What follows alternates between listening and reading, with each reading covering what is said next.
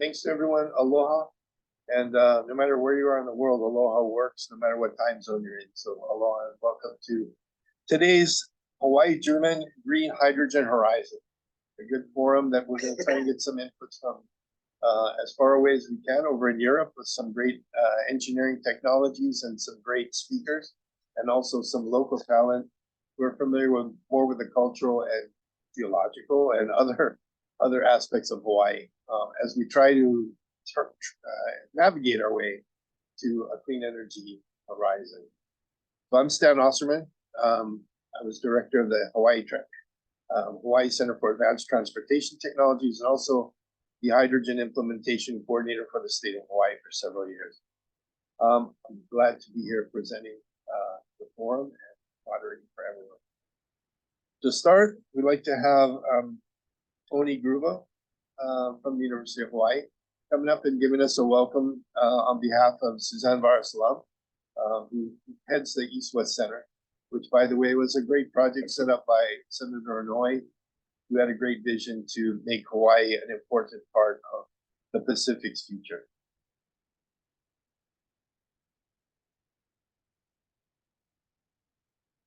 Aloha, good morning. Stan, thank you for the introduction. Yes, so on behalf of East-West Centre President Susie Varasalam, I want to welcome all of you to the East-West Centre for us to host this important discussion this morning on hydrogen. I also want to say especially thanks, good morning to Consul General Oliver Schramm. Really glad you're visiting us Honolulu in the Strip. So I'm the diplomatic fellow at the East-West Centre. I'm actually a foreign service officer with the U.S. State Department on detail here for 1 year.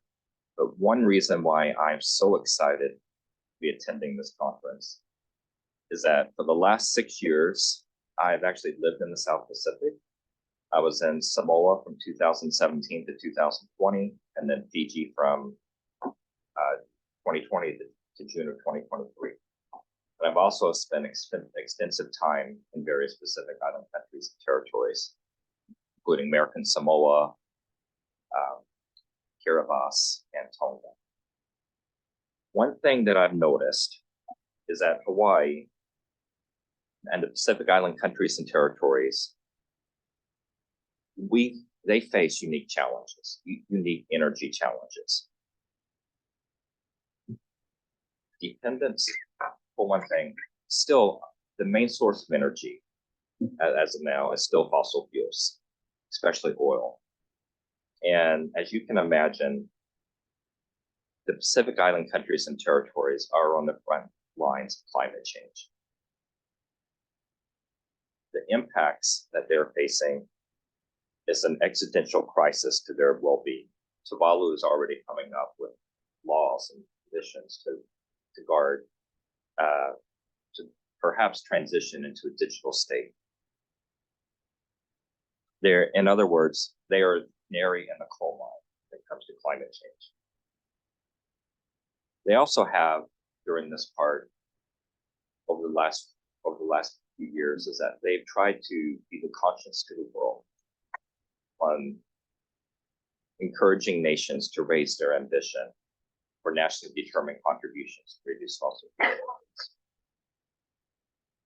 And they're trying to lead the way on this. Many of them already have legislation and goals to become nearly 100% renewable, or at least carbon neutral.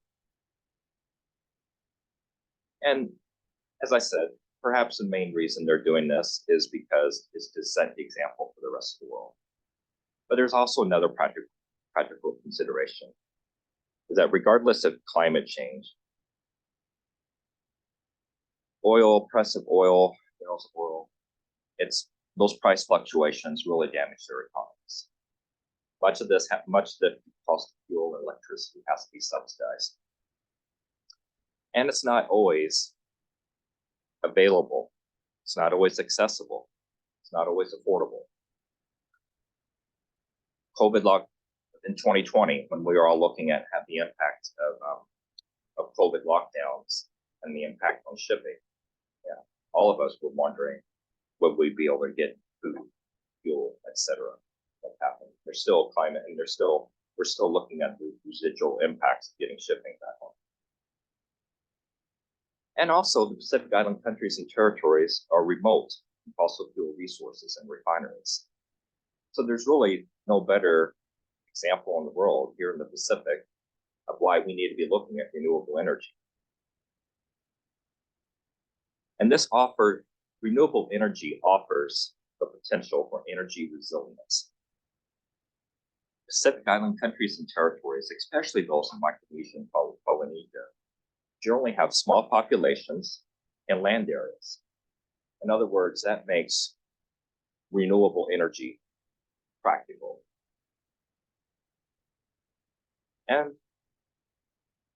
But they will need assistance. They'll need assistance from the multilateral development banks, from other development partners. We need to look at the whole picture: solar, wind, hydrogen, ocean thermal energy, battery storage projects. Hydrogen clearly is a part of this. And then we need to help them with their energy transmission and infrastructure. And besides just the infrastructure, let's not forget, we need to help them with technical assistance.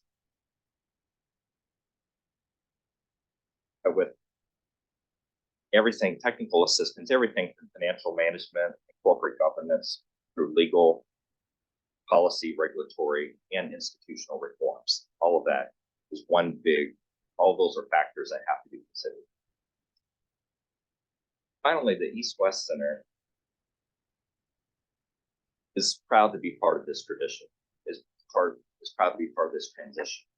For example, with today's program. We have the Pacific Island Development Program, and we have leadership programs here.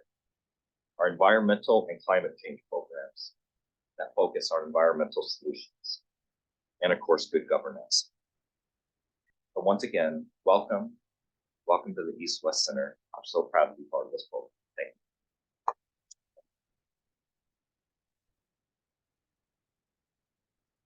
you. Failed to mention on the introduction of Tony that he got most of his education in Indiana, Indiana State University and University of Southern Indiana. But his career in the State Department, his foreign service duties, have taken him all over the world, including Beijing, and a place that probably only he and I have been to in this room, and that's Kiribati. I've actually been there myself as part of my military duties, and it's an incredible way to open your eyes to what Tony said, where these small island nations are affected not only by the price of oil, which is constantly fluctuating and has a huge impact on their economies, but the end of the supply chain. They are at the end of the supply chain. So as you have not only the price of oil impacting directly on energy costs for their vehicles and their utilities, getting everything they need is also impacted by the cost of energy. So that's why this is such an important point. Next, we'd like to have Oliver Schramm, Consul General for Germany in San Francisco, to come up and give a few words. He's a graduate of the University of Hamburg, specializing in economics and business administration, and he got his master's in economics, all in Hamburg, which is probably, I don't want to say better than UH, but I got my degree from UH, and I'd say Hamburg's probably better. Nothing against UH, it's a good place. But we'd like to thank you for being here, sir. Thank you.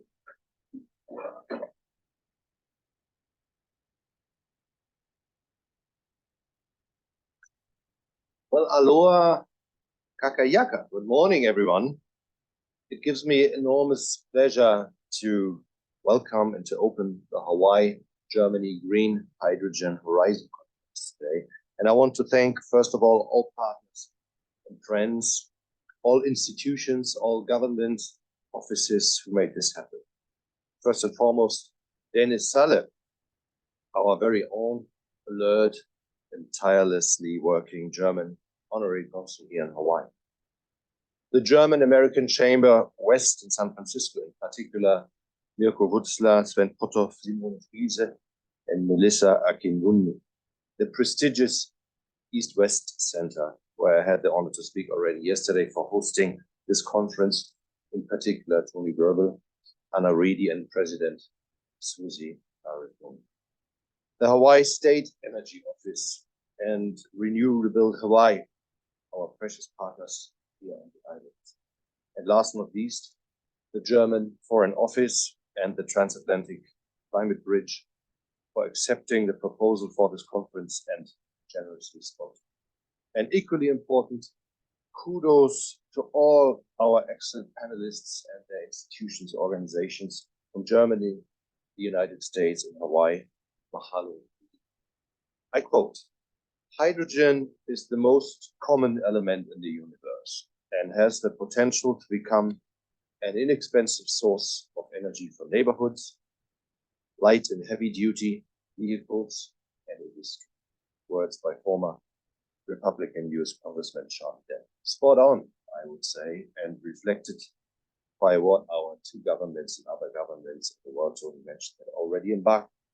Germany, for instance, with its first national hydrogen strategy released in 2020, and this year revised and filled with even more ambitious goals and deadlines. The United States in June have launched their first national clean hydrogen strategy, set up a hydrogen interagency task force in August, and bolstered by allocating important funding from the DOE. States like California are at the forefront of the hydrogen revolution, spearheading initiatives and investments in Hawaii with its strong commitment to achieve climate neutrality and to transit to 100% renewable energy by 2045 is right in the middle of this energy revolution, with hydrogen being front and center. So I'm greatly looking forward to today's discussion and exchanges on groundbreaking technologies, on new policies and regulatory frameworks, and solutions for production and infrastructure. To set the stage with a Hawaiian proverb, "Kulia ika nu," strive to reach the highest. This is our simple task today and for years to come, if we want to overcome the existential challenge and threat that climate change is for all of us and for generations to come. Mahalo. Thank you for your attention.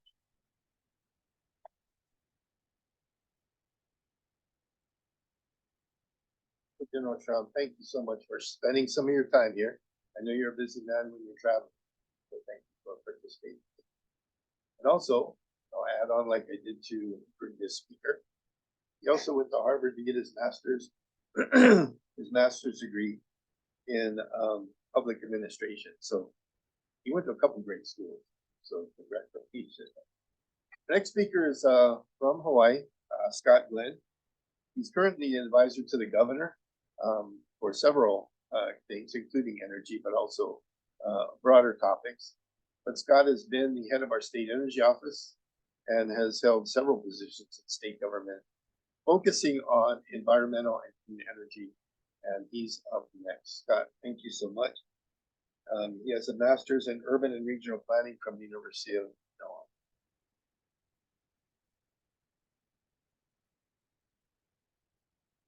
Aloha, everyone.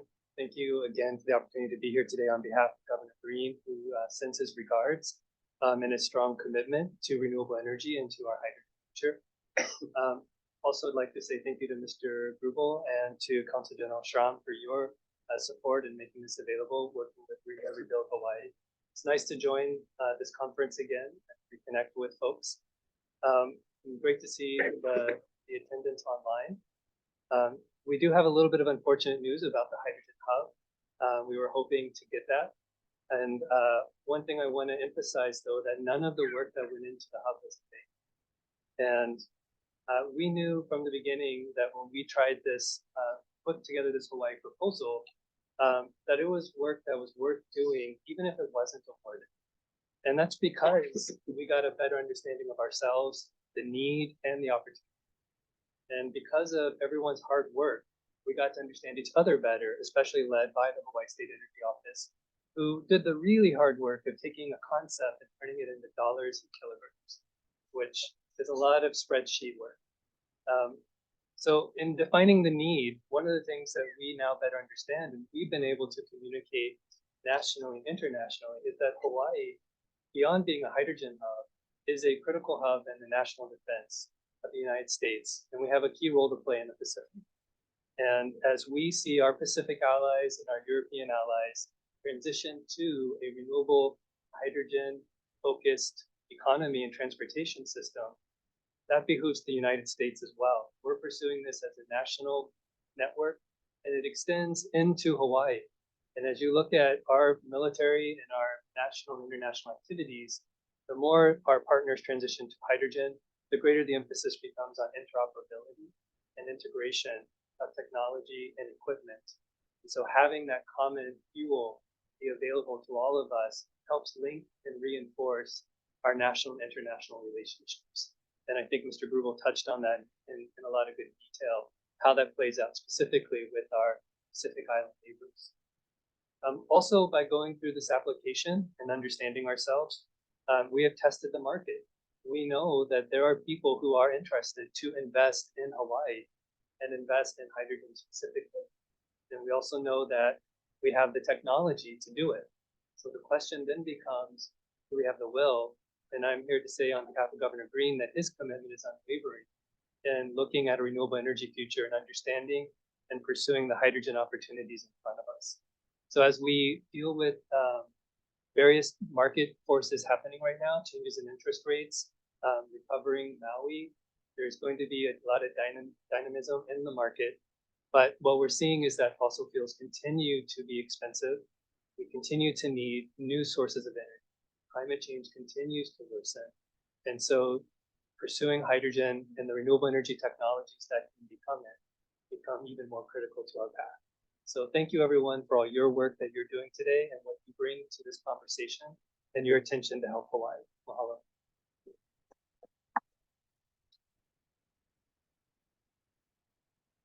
Many thanks to Scott Glenn. He's been doing a great job for our state locally, working on these issues. And as he mentioned, Hawaii did not get into the finals. Well, we got into the finals. We weren't awarded a place in the hydrogen hub system that the rest of the U.S. was participating in. And they narrowed it down, I think, initially from 70 hub proposals down to like less than a dozen.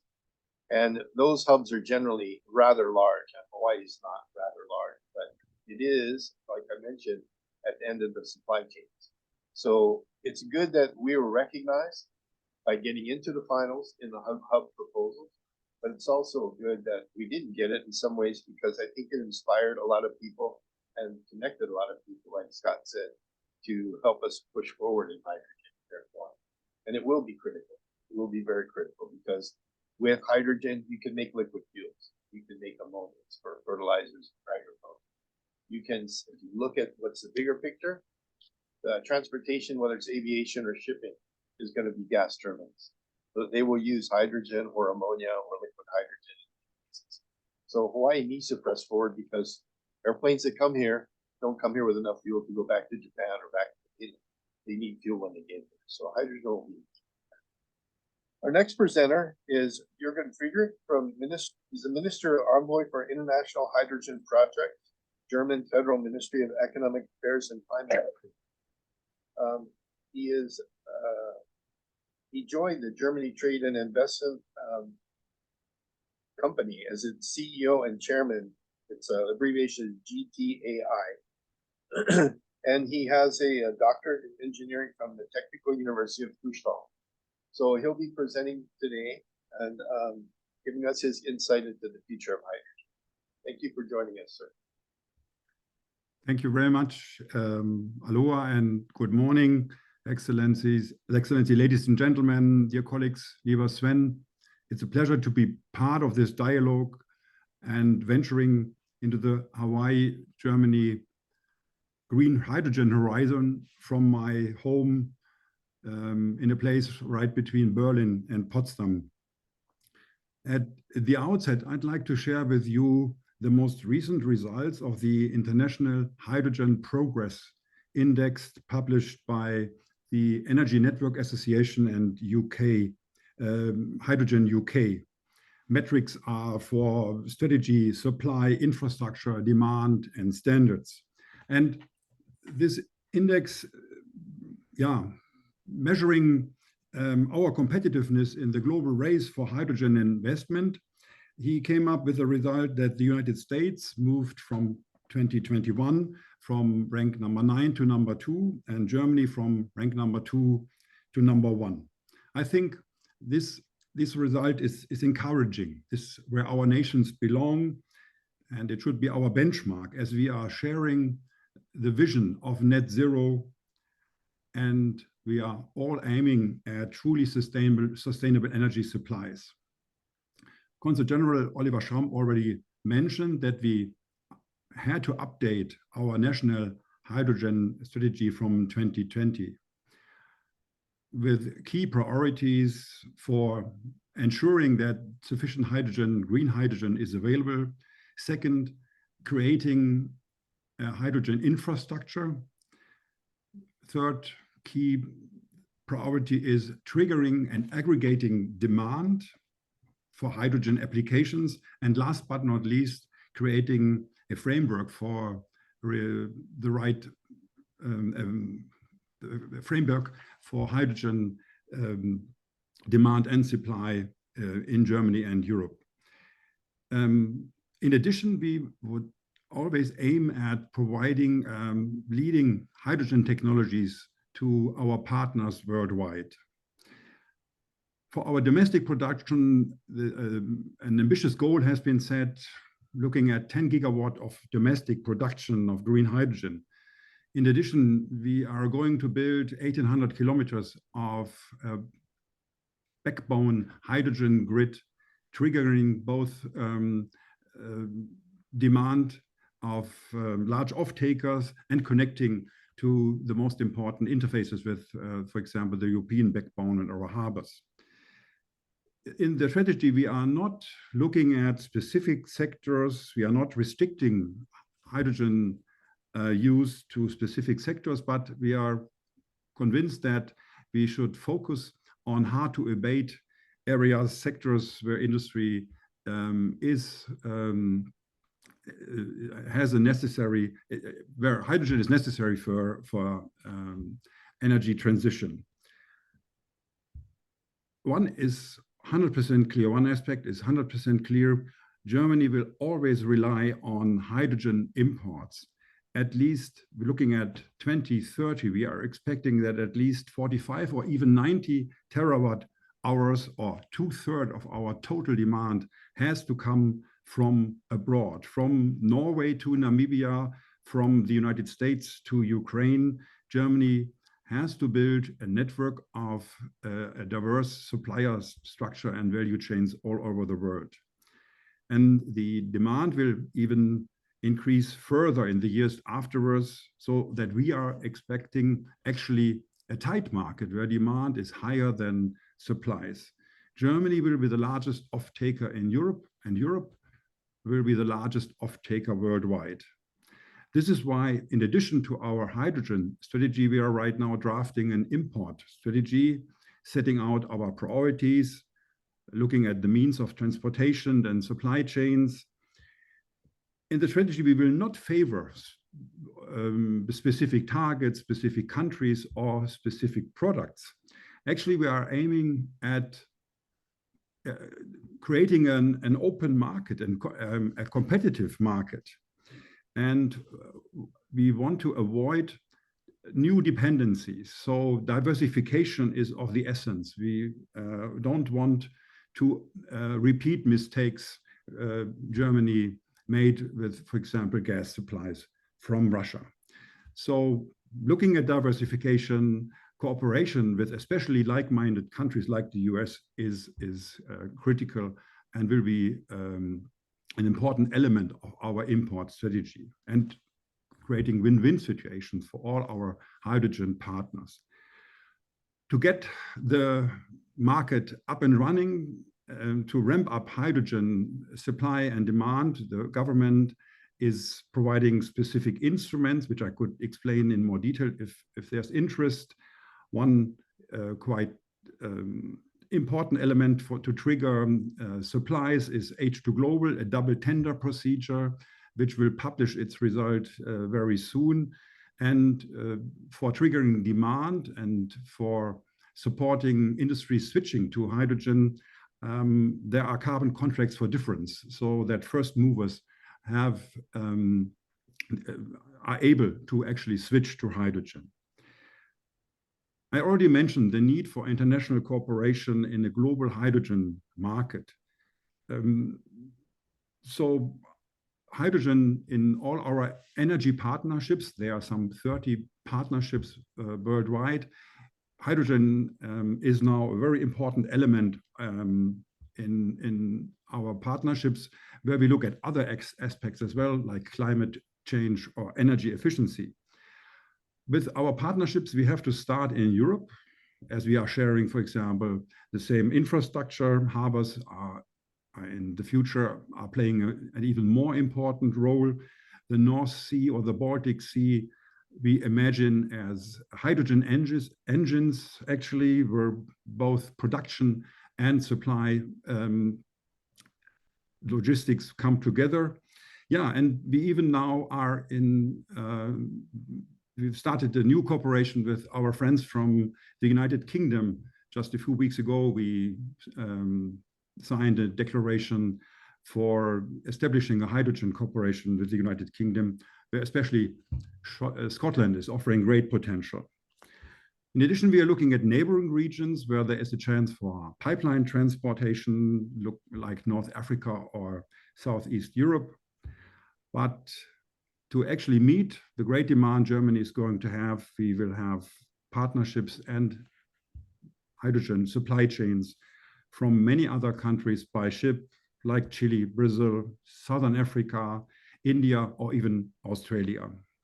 Last but not least, the United States, where I see, especially looking at the fact that hydrogen innovation just got started, I see great potential for jointly developing new technologies, creating even more efficient plants, or dealing with new technologies like direct air capture to deal with water scarcity as an important aspect. So we are right now venturing into a new market. Right now, there are no contracts, and prices for hydrogen are still in the making. But what we are looking forward to is creating new opportunities in the hydrogen market with smarter and truly sustainable energy supplies worldwide. And in this regard, I am looking forward to our discussion today and for further cooperation. Thank you very much.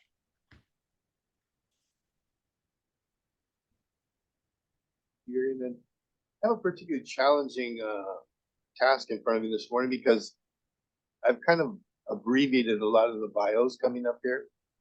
And I have to, because they're at least a page long for each one of them. So I apologize in advance for not really going into detail on the background of all these people. We have a pretty impressive list of folks speaking for us today. Stephen Walls is the Deputy Chief Energy Officer for the state of Hawaii.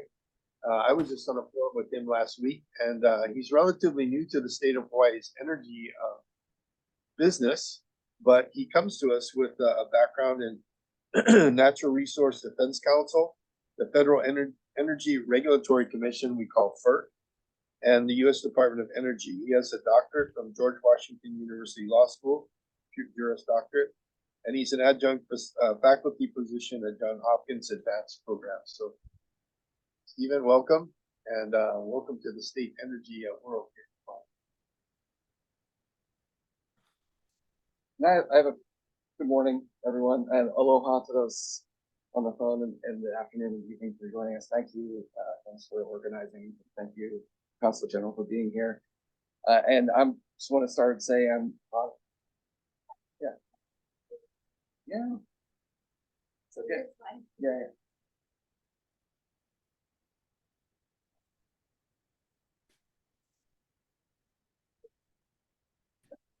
You can go next. I'm honored to be here, and thank you, Tony, for kicking this off. I think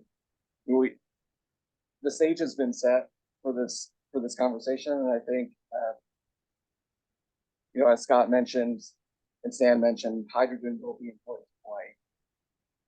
We unfortunately did not win the Hydrogen Hub grant from the U.S. Department of Energy. And you can see here who did win, just to give you a sense of the size and scale of the successful grant applications. These things are met. Much, much larger than we were envisioning, and much, much larger than would have made sense for us, given where we are in the process. I think you can see here some of the figures, $40 billion in private investment. It's just a massive amount of money. And I think the states involved, all 16 of them, I think it covers about 200 US citizens. So these things are gigantic. But as I grew up with, I have an older sister, and I love her dearly. She taught me many things, but one of the things that she did teach me from a very early age is sometimes it pays to be second. And I think these projects are going to be very large, very difficult, and very expensive. As our previous speaker mentioned, the minister mentioned, supply is going to be tight for all of the equipment necessary, for all of the labor necessary to build these projects. And it's fundamentally important to get started in a big way, which these projects will do. This will benefit the state coming next, and we'll be able to benefit from all the lessons learned, the increased supply chain, both on the equipment side, but also on the fuel side. We will have a better picture of what policy and regulatory changes are necessary to make sure that we can produce and consume hydrogen in a safe way. Also, as Scott mentioned, we did learn a lot from putting the application together. And one of the things that we're doing now is really trying to understand how much demand there would be in our transportation sector for hydrogen. As everyone here knows, hydrogen is currently quite expensive as fuel. And so we're looking at where the need for hydrogen and its cost profile makes sense. And right now, this is for hard to decarbonize sectors like industrial use, as well as heavy duty transportation. So we are working with a consultant called ICF, who some of you know, and we're looking at how much demand will there be, or could there be, in different deployment scenarios. You can see here, this is a heavy duty transportation scenario. And there's an interesting kind of costs. They're pretty close in cost, but the cheapest scenario is the highest hydrogen deployment scenario. And that's probably not surprising to some of you. I think it, of course, just like any analysis, this depends on the assumptions that are being made. The key assumption here is that the cost of hydrogen goes down to $2 a kilogram by 2040. And that might be a little bit aggressive. That's on par with compressed natural gas, so it's not unrealistic. But as you can see, and this is based on, as you can see, the high hydrogen scenario is the cheapest one. And that's due in part to utilization rate of heavy duty vehicles and the amount of time it takes to charge. For passenger vehicles, the charging cycle isn't usually that large of an impact. But if you're trying to use a bus or a truck many hours a day, the charging cycle to charge an electric vehicle impacts your utilization rate. And so your net capital picture ends up being a little bit lower for a hydrogen vehicle. Again, it kind of depends on the assumptions, but this is what we're seeing today. We're also looking at marine and aviation fuel. Knowing, as has been mentioned, the planes and boats don't always come here with enough fuel to make it to the next spot. This is going to be important for us to understand both what is necessary on the production side and what is possible, what is likely on the demand side. Next one. And you can go to the next one too. What we're seeing is that there's a pretty healthy demand. If we assume that the transportation sectors go half 50% hydrogen or fully hydrogen, there's a healthy amount of demand. And we're looking at different fuels, everything from hydrogen itself to ammonia as a hydrogen carrier, and to sustainable aviation fuels in a power to liquid scenario. Next one. So for those of you, everyone here knows, I think, that in order to collect enough hydrogen to be useful as a fuel, it takes energy. That energy has to come from somewhere. Right now, Hawaii imports the vast majority of its energy as oil or diesel or some variation of oil. And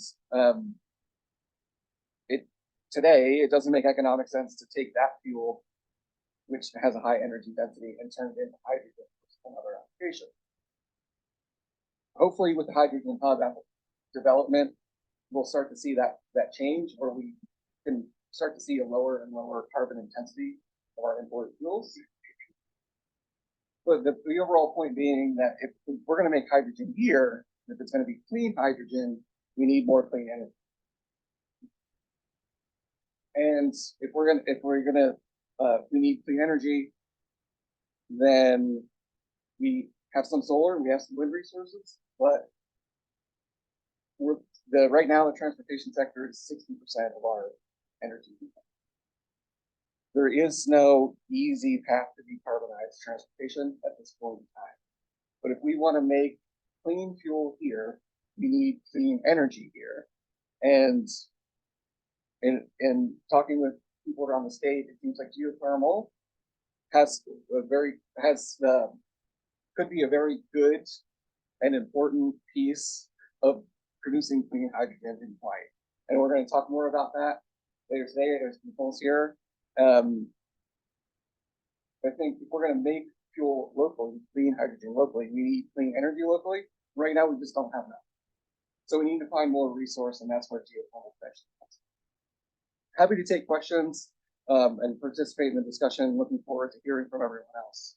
Thank you so much again for having me, and look forward to a bright hydrogen future in Hawaii.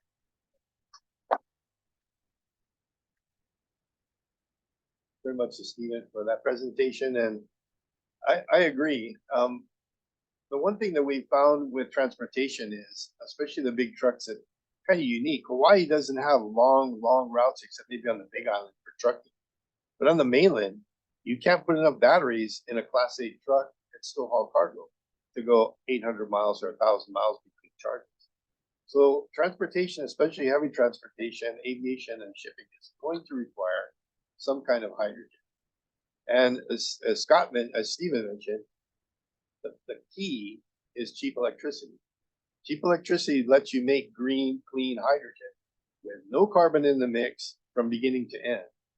And that's going to be the tough nut to crack. So our next presenter is Heinrich Gardner.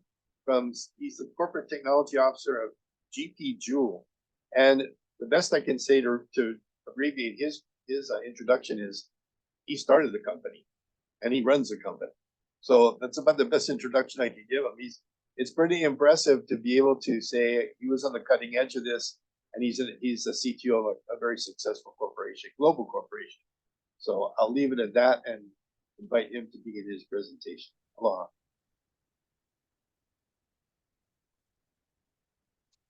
Hello together. Aloha and good morning to Hawaii.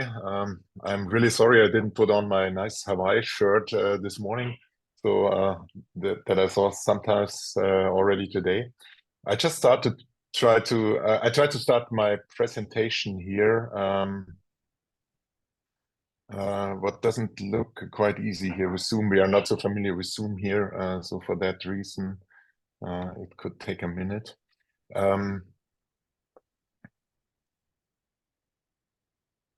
I have to switch on.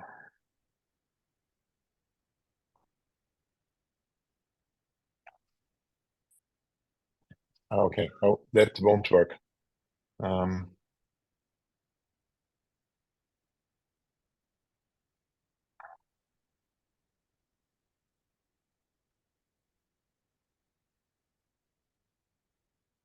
Yeah, I'm sorry, I can't show you the presentation, so I have to do it here in my own words. Yeah, just a few words to our company. GP Joule is indeed a renewable energy company, and we are working in the renewable business for more than 15 years now. As we already heard, renewable energy is the basis for the energy production and all energy consumption in the future, and it's the only way to decarbonize our system on the long term. So for that reason, we tried quite early to find out how to step in that business in the whole field of renewables. And renewables, not renewable energy, doesn't only cover electricity, but also covers all the other sectors like heating, cooling, and for sure transportation. And there are several other fields of energy consumption that we use already today, especially as feedstock for the chemical industry, for example. And so we have a variety of needs that have to be fulfilled. For that reason, we started quite early in the year 2010 with our first steps in the hydrogen sector. And what I can tell you today, we produce hydrogen and we use hydrogen, especially in the field of transportation. And we are able to produce green hydrogen out of just out of sunlight, out of wind power, and that is a really a big step in the right direction from our point of view to get a quite renewable world. Why renewable? We are pretty sure that a lot of the challenges of the future will derive out of that climate change that we see today, out of the carbon emissions that we allow ourselves today to be emitted in the atmosphere, and we have to change that. That is the basis on that our company is founded. GP Joule was founded in 2009 on the basis 100% renewable energies for all people. So that is our vision, and we are on that road since then, working on that with roughly 900 people today. Several countries, especially in Europe. Our main business indeed is Germany, but we are also active in the United States and Canada. So we have some experience in that field, and as I said already, not just on production of renewable energy, renewable electricity, but also in converting that in the other forms of energy that we use today. Our first steps here have been production of renewables. But quite early we saw we need some technologies to get that energy to the customer, to convert it, to couple those energy sectors. And that can be done on several ways, like heat pumps, like power-to-heat systems, but also in the way of electrolysis, like splitting water by using energy, using electricity, splitting water in hydrogen and oxygen. And we do that with a technology usually that's called PEM electrolysis, which is quite modular. You can put it in a big variety of sizes, and you can use that technology not just to produce hydrogen and oxygen. Also, you have a certain quantity of the energy transmitted into heat, and we can use that heat in our district heating systems that we build. Energy has not just to be produced and not just to be converted, it has to be stored in a certain way. And we know all of those storage technologies that we need today. Storage for heating is quite easy and cheap. Storage for gas allows storage of energy in big quantities. Storage of electricity allows us in batteries, for example, allows us to store the energy for short term, but store a lot of power in this kind of batteries. And so you always have to look, where is the demand? What do I have to fulfill at the end? And then you have to find the right technology. In the field of hydrogen, we started with the development in the early years of electrolysis systems. As that task was fulfilled at the end, we started the first projects. And here we identified the transportation sector as one of the sectors that are able or are used to pay quite high prices for energy. And that is an important point, why to start in the transportation sector. It's the great value of energy in the sector. And on the other hand, the demand in transportation, or there are not too many other opportunities to really find a good way to decarbonize the heavy-duty sector of transportation. You have a high potential of CO2 savings in the transportation sector, heavy duty especially, so trucks and buses. You have climate targets in this sector too that are difficult to be fulfilled with batteries. You have great range of those trucks if you do that with hydrogen, and for sure the short refueling times is near at this what the drivers are used to today. And what was already mentioned, we have almost no payload restrictions if you do it in this case with hydrogen. So the transportation sector is responsible, especially in Germany, for roughly 25% of the CO2 emissions. So it's a big part of the carbon strategy to get rid of these emissions. And still the mobility sector is fueled by roughly 95% fossil fuels. And this development to a green transportation sector is quite a long road to go. Here in that case, we have the change even visible in the public. We do that in our first projects now with buses that are working in the public transportation sector. And for that reason, we built our first project indeed in this field of public transportation. As I can't show you the slides, I have to describe it in my words. We built a project, the very first project here, and the biggest green mobility project, and still the biggest green mobility project in Germany, in the very northern part of Germany. We have a situation there that we have a lot of wind power. It's next to the Northern Sea, where we have this project established. We have built 5 electrolysis stations where we produce hydrogen out of wind power. It is excessive wind power indeed, as we have the situation in the northern part of Germany that we have a lot of wind parks installed there. A lot of wind power available as soon as there is a bit of wind, and the grid is not capable to take all of this energy. So we have restrictions at the capacity of the grid, and so we have restrictions in the production of wind power. So we have a lot of hours in the year where the possibility to produce electricity out of this wind power is restricted to the restrictions in the grid. We use this excessive energy during these times to store that, to use it in electrolysis systems and to store it on site and produce always during this time hydrogen out of excessive wind energy. This hydrogen that's produced during these times is produced on site, is then transported to several filling stations. And at the filling stations, we use this hydrogen to fuel buses in this case. These buses run for the operator of the public transportation. This system is running now for more than 2 years. We started with a number of buses. Several new buses are ordered already, or additional buses are ordered. So it's growing, and we are producing more and more hydrogen. And an additional side effect at this point was, as soon as the filling stations have been available, we have seen a bunch of orders for light hydrogen vehicles, light trucks and heavy trucks. Not too much additional buses, but we saw a lot of orders for hydrogen vehicles there as soon as infrastructure was available. And that is a learning out of this. As soon as you have infrastructure established, the companies around and the people around are willing to order their buses and their trucks at least to use this infrastructure, because hydrogen has several advantages. It won't be the only way to decarbonize the mobility sector, but it will be an important part, especially in the heavy duty vehicles.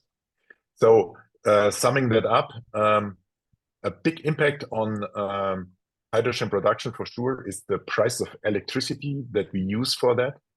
And especially in regions where we have a lot of wind and a lot of sun, We have more and more hours with the growing amount of renewables in the energy system. We have a growing amount of hours where we get electricity for really cheap prices. And during that time, we should try to store it, and we try to convert the electricity. And these systems are already working. Today, in this system, we have costs. We have production costs between 4 and 5 euros per kilogram of hydrogen, what is already quite cheap. That derives from the really low costs for electricity at this point. So I'm happy to answer further questions, and I'm really sorry that I haven't been able to show you the slides for that, but I hope it could give you some information about this already doable projects. Thank you. Thank you. I'd also like to point out the image to his on his right shoulder there. He's an agricultural engineer and still works farming where he's at. So he's got his dirt under his fingernails to back up what he's talking about. I appreciate it. Next presenter is Klaus Bernhard Jost. The only German I know is let me see, Bitburger, which means Einberger beer. So for those who don't speak German, so that's my limit. So talking all the company names here that are German, I'm a total failure. I apologize. Our Klaus Bernhard Jost is highly experienced. He started off doing solar programs, and nowadays he's the co-lead and principal regional advisor for geothermal projects and promotes geothermal direct applications in Central America. He's an accredited energy manager and one of the founding members of the Costa Rican Solar Association, and he strongly supports the use of ISO 5000 and 50,001 measurements in industrial sector. He holds a degree in business administration with a strong focus on renewable energy and efficiency. And welcome to the program, sir. Thank you. Thank you very much. So yeah, good morning, everybody to Hawaii. Good afternoon to all the people here on the mainland. And yeah, good evening to everybody who is in Germany or in Europe. I will share my screen. I hope now it will work. So I hope you can see my presentation and you can hear me well. So yeah, thank you a lot for this introduction, and thank you again also for the German American Chamber for inviting me, especially Mirko Wutzler and Dennis Salle. We had some conversations before, and I think, yeah, it's important to make this link between geothermal and hydrogen. What can we do? I saw already there the questions in the Q&A, so maybe I can answer them. So regarding to our project, we're working here in 8 countries in Central America, from Panama to North Belize, and including Dominican Republic. We are highly specialized on direct use of geothermal, but we also see the electricity generation. We have, or why do we have a link to hydrogen? We have got a hydrogen working group. It's a regional working group from Mexico to Chile, with all our GIZ colleagues. And just to add, where come all the information from I will present today, we have also a so-called triangle project between Honduras, El Salvador, and Colombia to make exactly this exchange between geothermal knowledge, know-how, how to develop geothermal power plants. This will come here from El Salvador, where I'm based. And yeah, Colombia is advanced in the hydrogen production already. So, and the question is, okay, how we can combine both technologies, both energies to be carbon neutral soon, also here in the region. All right. Cost of renewables.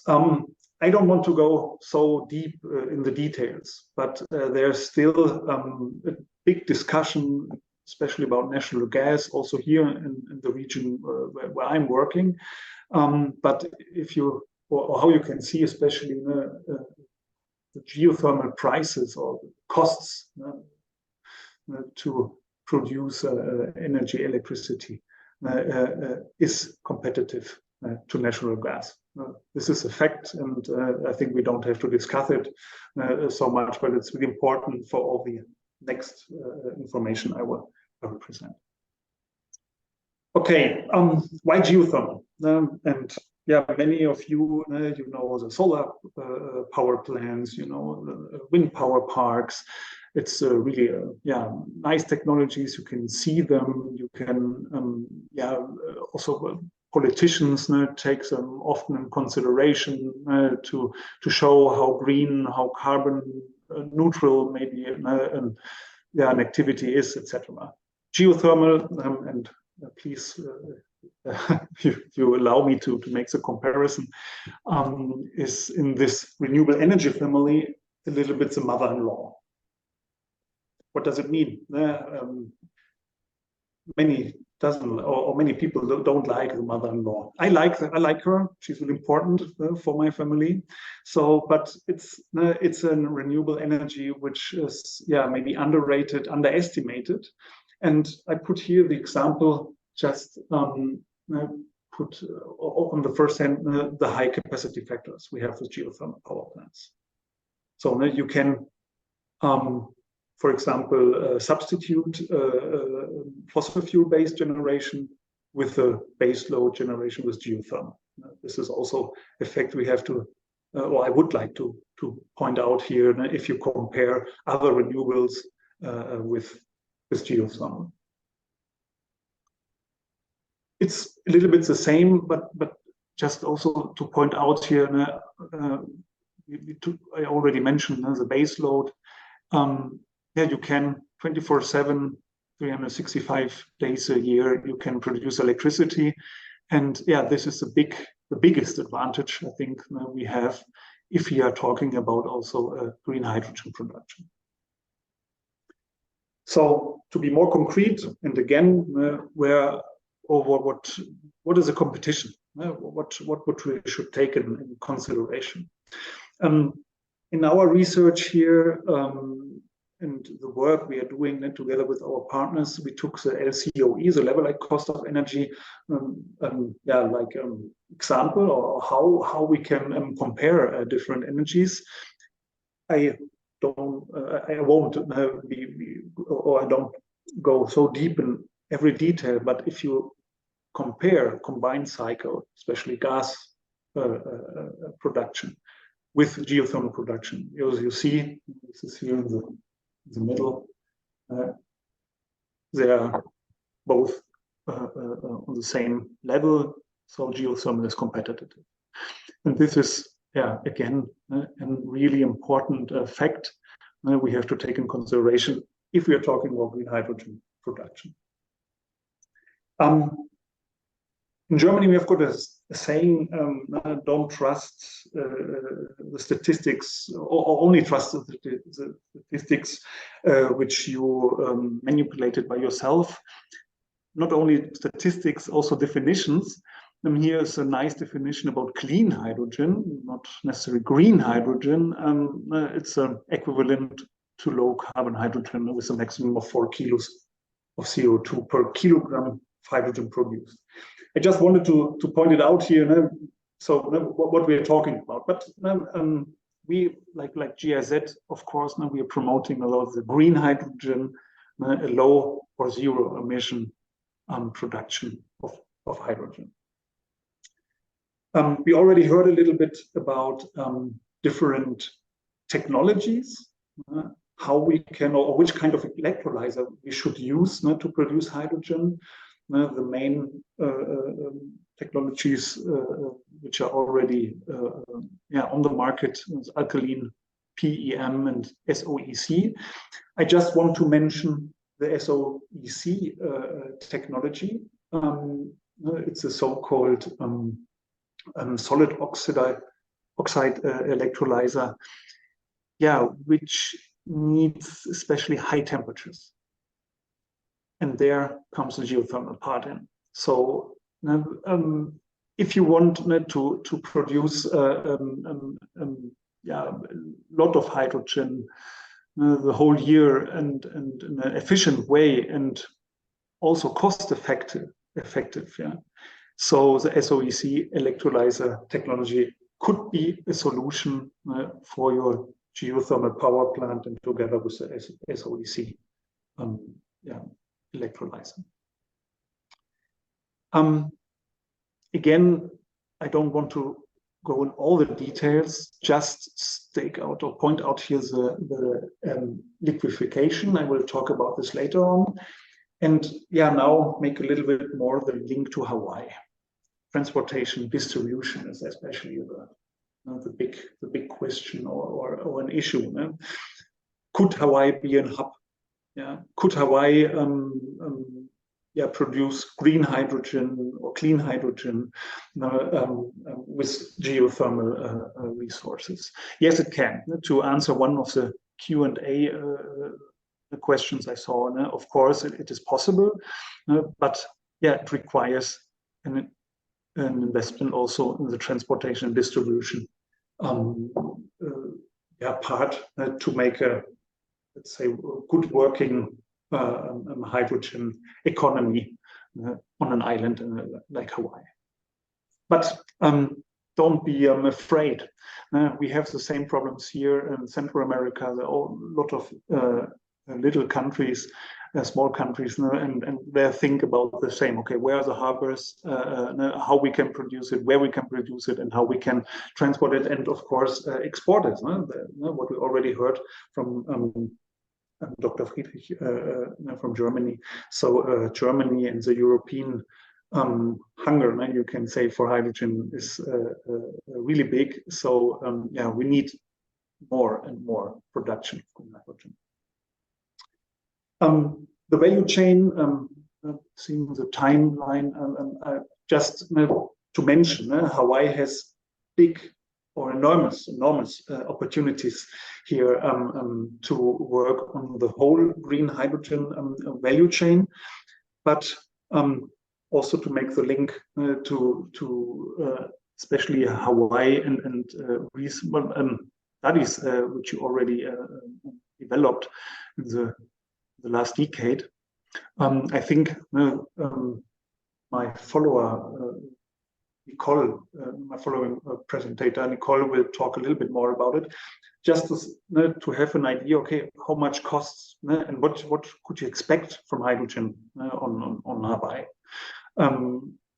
Maybe, Nicole, you will go deeper in this part, but you see, of course, Hawaii has big potential to work on a geothermal power plant and the green hydrogen production.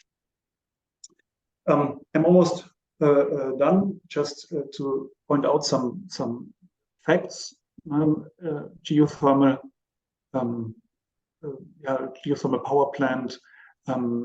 In German, we say it's an eierlegende Wollmilchsau. That means you have a lot of possibilities here how you can use it. It provide electricity, heat, geothermal water to produce more hydrogen, and it can also be, and it's important, incorporated in the system of a liquefaction plant. Also, to produce more and more hydrogen, the geothermal application can be really useful. And at the end, just to have some prices, it's an example from Djibouti in Africa, but I think it's also interesting to have a comparison, okay, what you could expect also in Hawaii if you combine, for example, a wind power plant with a geothermal power plant, so production. And this, I'm almost done. I will share with you a link with the study we made here in our region in comparison to produce green hydrogen in El Salvador, Chile, and Kenya. And the company Manwit from Iceland, they helped us together with Geothermie Neubrandenburg in Germany, GTN. And I would like to stake out and make the link again to Hawaii. and our friends from Iceland, I think they make it really well how you can make a better marketing with the geothermal applications. And just I must take out here talking about direct use. If you're talking about the Blue Lagoon and just the numbers, the Blue Lagoon had 1.3 million visitors, revenue of more than 100 million euro in 1 year, and a profit of 31 million with over 600 employees. I would like to say, if we talk, and then the whole green hydrogen economy, we also should take in consideration what geothermal can bring for benefit for the society. And from this, I will end. The combination of both technologies is a big opportunity to reduce greenhouse gases, especially for islands or little countries where I'm working. The power-to-X potential also is enormous to transform an economy, and to take geothermal energy like a base load could play a crucial role in the decarbonization of the Hawaiian economy. And of course, I already mentioned it, general electricity, hydrogen, use heat for heating, cooling applications, and of course the tourism sector, job creation can also benefit from it. Thank you very much. Was a little bit longer, sorry, but I think it was important to stake this out. I will share the links with you for the studies. Here are also my contact details, and I would be happy to hear from you. Thank you very much. Yeah. We hope to have you back for some Q&A at the end. Next up is Professor Nicole Lautze from University of Hawaii, my alma mater. So even though it sounds like I'm bashing University of Hawaii, I can't do it much because I got my bachelor's degree here and my master's at University of Oklahoma. But Nicole is one of my heroes locally because she's the one that's going to be helping us locate the right places for geothermal in Hawaii and help us to address the cultural issues that come in Hawaii with geothermal. Hawaii is very sensitive culturally speaking, and we need to make sure that as we move forward in geothermal, we respect the cultural aspects as well. And she's very much in tune with that. So she's a full professor here at the University of Hawaii, and she's received the Clean Energy and Education Empowerment Education Award from MIT Energy Initiative and the Stanford Precourt Institute of Energy in 2017. She's a full professor, as I mentioned, and she got her bachelor's in science from UCLA. And she was in the top 50 graduating seniors, which I think is pretty impressive. When in the Air Force, we have people that are distinguished graduates, and so we call them DGs. Well, I was a DG, that means I've done graduated. That's as much as I got. So, Nicole, thank you for being here today, and we look forward to your comments.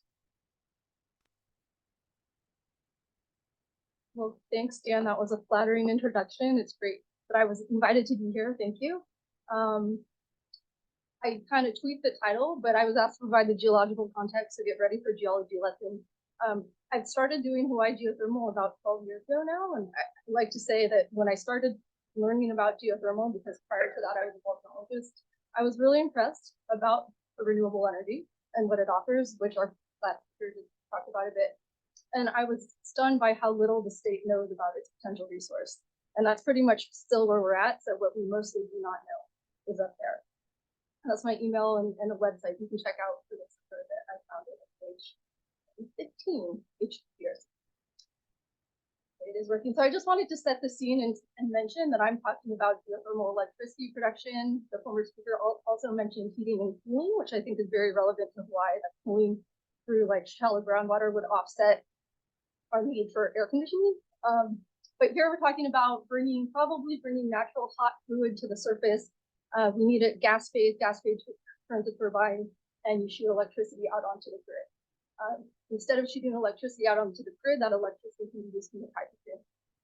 And my little plug for geothermal, which our last speaker did a great job with too, is that it's always on. That's why we call it base load or firm. And so on a little bit of land, you get a lot of electricity. And the amount of space is very relevant to islands where we don't have a lot of excess. So we want make sure that we're using our land very responsibly. So what this shows is an example from Nevada, a solar hybrid geothermal plant that on 10% of the land, the geothermal plant produces 4.5 times the amount of electricity. And I've done a similar analysis comparing PGV, our one geothermal plant in Hawaii, to solar plants that we have. And it's not too different. So little land, a lot of electricity, it's always on, it's firm, it's base load, meaning that when the community or the island doesn't need that electricity, it can be making hydrogen. That's what I think. Or capturing carbon or desalinating to make water, all those things. Okay, so what do we know about our geothermal resource? The heat in the subsurface can be generated from different things in different locations across the globe. In Hawaii, our heat is due to magma. It doesn't get out. So we're ocean island hotspot. We have a mantle plume that's fairly stable, we think, in the subsurface. Our islands get volcanically older to the northwest because that plume is fairly stable while the Pacific plate is moving to the northwest. So we call Kauai our volcanically oldest island of the main Hawaiian island. And of course, the big island of Hawaii is our volcanically active island. So with this, we would expect the highest, shallowest temperatures to be on the big island of Hawaii. However, there's this wild card, which is the rejuvenation phase. Every volcano has its own personality. The Hawaiian volcanoes have something called rejuvenation phase, or most of them do. So like on Oahu, where we are at, like that Diamond Head crater is much younger than Ko'olau, which is its shield volcano. So there might be heat in the subsurface related to rejuvenation phase, which can happen millions of years after the shield stage. So a lot we don't know again. But when we're prospecting, where we want to go is what we know to be pathways of magma in the subsurface. That's probably the most likely area where we're going to find heat. And the cartoon that you're seeing there kind of shows how that works for Kilauea, our active caldera, or our active volcano. The mantle of the magma comes up under the caldera and then it shoots shallowly out on the rift zone, and volcanic vents tend to occur along the rift zone. What I'm showing on the bottom right is the final extent of Kilauea's east rift zone before it hits the ocean. And that's where most geothermal prospecting in the state took place in the 1970s. And that's where the one existing power plant is. I'll talk more about that, but all those yellow dots are deep wells that were drilled to look for heat. So what do we know? That surprises most people to hear that the last two statewide resource assessments found potential heat on all islands in the state. So Don Thomas, a colleague, still very active, worked with him daily, published results of the statewide resource assessment in 1985. I'll talk more about the statewide resource assessment I led, which ended in 2020. There's only one power producing plant, PGV. It occupies a pretty small amount of land. It meets 30% of the Big Island's electricity. Before the recent eruption of Kilauea, it was producing 38 megawatts from very hot fluid, pretty deep in the earth relative, again, globally, so 2.5 to 3 kilometers down. It's where the fluid's being brought up from. Where else do we know there's heat? Saddle Road, well, that's the orange on my plot on the top right, found elevated temperatures, an elevated temperature gradient from 1 to 2 kilometers. Those wells were drilled to look for water for the U.S. Army training purposes, and surprisingly, that one that's orange found temperature. That's not along an expected magma pathway, so it was really surprising. Otherwise, what we know is that it's cold because we're surrounded by cold ocean, that we have permeable lava flows, so that cold ocean water gets into the island and cools it. So we can't drill anywhere and find heat. Our resource is blind, meaning we don't have steam coming out of the ground like does happen in Iceland. That makes the prospecting hard. Our water table is pretty deep again because we have bubbles in our lavas that make and cracks permeable surface lava flows. So when it rains, that water trickles down. We don't have much surface water either. And then we expect our resource. So we have to drill deep to look for it.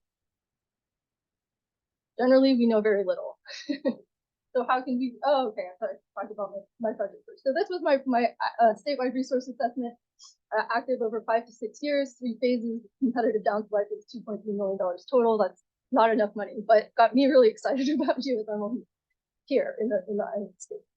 So what you're showing here, this is kind of the final result of that project. It's the probability of subsurface heat across the state where the warmer colors are higher probability. And so, for example, not surprisingly, the 2 active volcanoes, again, Kilauea and Mauna Loa, show a lot of red. That's mostly national park land where we're not going to touch I'm not going to go prospecting in a national park. So we need to look outside of that. The oranges is where PGV is. And so we can probably extrapolate those oranges elsewhere and do more looking there and look at Kauai. So Kauai has some groundwater signatures that actually are pretty promising that there might be a resource there. How did we get to this map? It was very complicated and mathy. So in phase 1, we were tasked with going out to get all available data relevant to subsurface heat, fluid, and permeability. You need those 3 things to constitute geothermal resource. So I just have them color-coded as geological, geophysical, and groundwater data, rank them in terms of how important they are into indicating those things, and develop a mathematical model to integrate that into probability. We did that, and in phase 2, we were allowed to go out and get new data. So those red boxes show where we targeted to get new data in phase 2, and the hatches there are areas where we don't think development would ever happen, and so we can focus where we don't think we'll ever be able to develop. We collected a bunch of groundwater data across the state and did some geophysics with a focus on Lanai and Polyopolis Southwest Rift. Why? A little bit has to do with the logistics of the funding and needing to meet deadlines and where we could get permits and that kind of thing. In phase 3, we deepened a water well on Lanai. I want to not forget to point out that the drilling that we do to just understand what's down there is not very intensive. The drill rig is fairly small. It's for about 10 people. We need some shipping containers.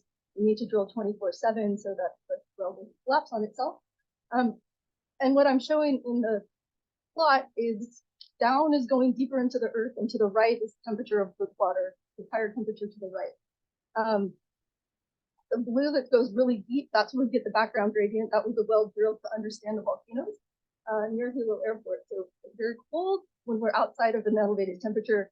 The ones in red are those wells that were drilled into kilowaves and drift zones, so volcanically active drift, and the green is Lanai. So Lanai, those results looked pretty interesting, I guess we can say. We didn't have enough money to get deep enough to where some of those wells on the Big Island show that increase in slope or increase in temperature gradient, and we're still seeing elevated temperatures on Lanai. The maximum downhole temperature we measured was 150 Fahrenheit, 66 Celsius. There's definitely some heat. That doesn't quite constitute a geothermal resource, but if we go deeper and we could go where we actually wanted to drill, which we didn't because we didn't have enough money, maybe we could find something. And this is also very important on Oahu. So Don Thomas, who I worked with, said he didn't think there was any point in drilling on Oahu until we got these results. Oahu's the next volcanically oldest to Lanai. I'm gonna check, I don't know how much time I have. So how do we do geothermal prospecting in the state? Step 1, look at groundwater data from existing wells. 2, do a geophysical survey, which means we place instruments on the surface of the earth and we get a map of what's down below. So seismics is the most probably well-known, to put a seismometer and measure any ground movement. Technique we found to be very effective is called magnetotellurics. You let the magnetic waves naturally occurring on our planet and senses how they react with the rock, and we see a change in resistivity when our rock gets saturated with water. So we hit the water table and it changes when that water becomes salty. And then we need to drill a slim hole to 2 to 3 kilometers. I like to point out my other research arenas are groundwater and carbon storage. And we also need that information to better understand the groundwater carbon storage resources. In terms of cost, they're thousands of dollars for most groundwater work, tens to hundreds of thousands of dollars for a single geophysical survey, and $3 to $4 million per well for drilling. Where are we? Well, the groups, even the most last statewide resource assessment, did a pretty good job with groundwater. I don't think there's a whole lot more groundwater data to gain. Geophysics, we could do a lot more geophysics at different locations in the state. We've covered a lot of Big Island, which we did Lanai, but the other islands are untouched. But the drilling, again, is where I feel like there needs to be an investment in the state. So the only deep wells that have been drilled, again, are at Kilauea East Drift Zone, where those stars are on the Big Island. PGV is the yellow star. And then also that map shows where we deepened the well on Lanai Well 10, which isn't even in our target zone. It was on the border of it. But again, we didn't have enough money to put in a new well where we wanted to. I'm going to go back to this. So there's just generally, I think, you know, we can look at this slide here and decide where we want to get started. I'm often said, what would be your top priority? I'm indifferent. let's just get going. And start trying to figure out what's down there. And in the meanwhile, we will learn a lot about our fresh groundwater resource, which is also relevant to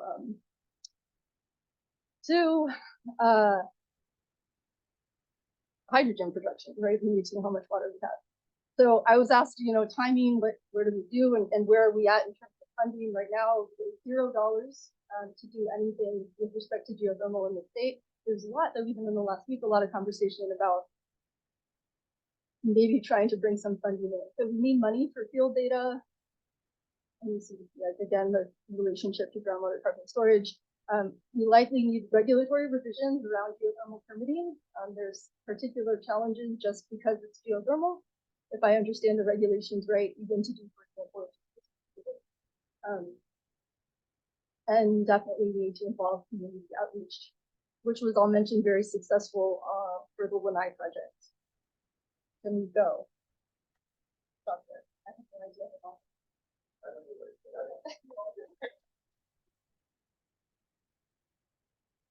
Well, the previous presenter brought up a couple of great points, and the picture that Nicole put up of the solar array with the geothermal plant on the corner makes an important point. We have limited land here in Hawaii. We have housing shortages. Land is very valuable. So we have to take advantage of every square foot of land that we can, and spreading out big, massive solar arrays is probably not the best choice. Nicole is one of my heroes for doing the work that she does in geology here, because I've done some pretty extensive research on nuclear and geothermal and wind and solar. And when you get right down to it, you look at crunch all the numbers, and I can give you connections to go look at some stuff we've done. Geothermal makes a lot of sense. So does nuclear, by the way, but it's expensive up front. And it's also got a history that makes it hard for the local citizen to get behind. But geothermal, if we can get past any of the cultural issues here and do it, makes sense, especially when you take into account that when you live in a place like Hawaii, you're subject to hurricanes, tsunamis, other natural disasters, in which case, when you distribute your power generation in different places, you're kind of protected because the hurricane won't hit every place, and it'll be easy to recover if you have distributed generation. So I would like to encourage that we think about that as we move forward in our discussion. Next up is Thomas Schwab. He's a coordinator for off-grid wind for HDNair, and he's a senior project manager, and he is working on North Sea and Baltic projects for Siemens Gamesa Regional Renewable Energy and Offer. And that's you, sir.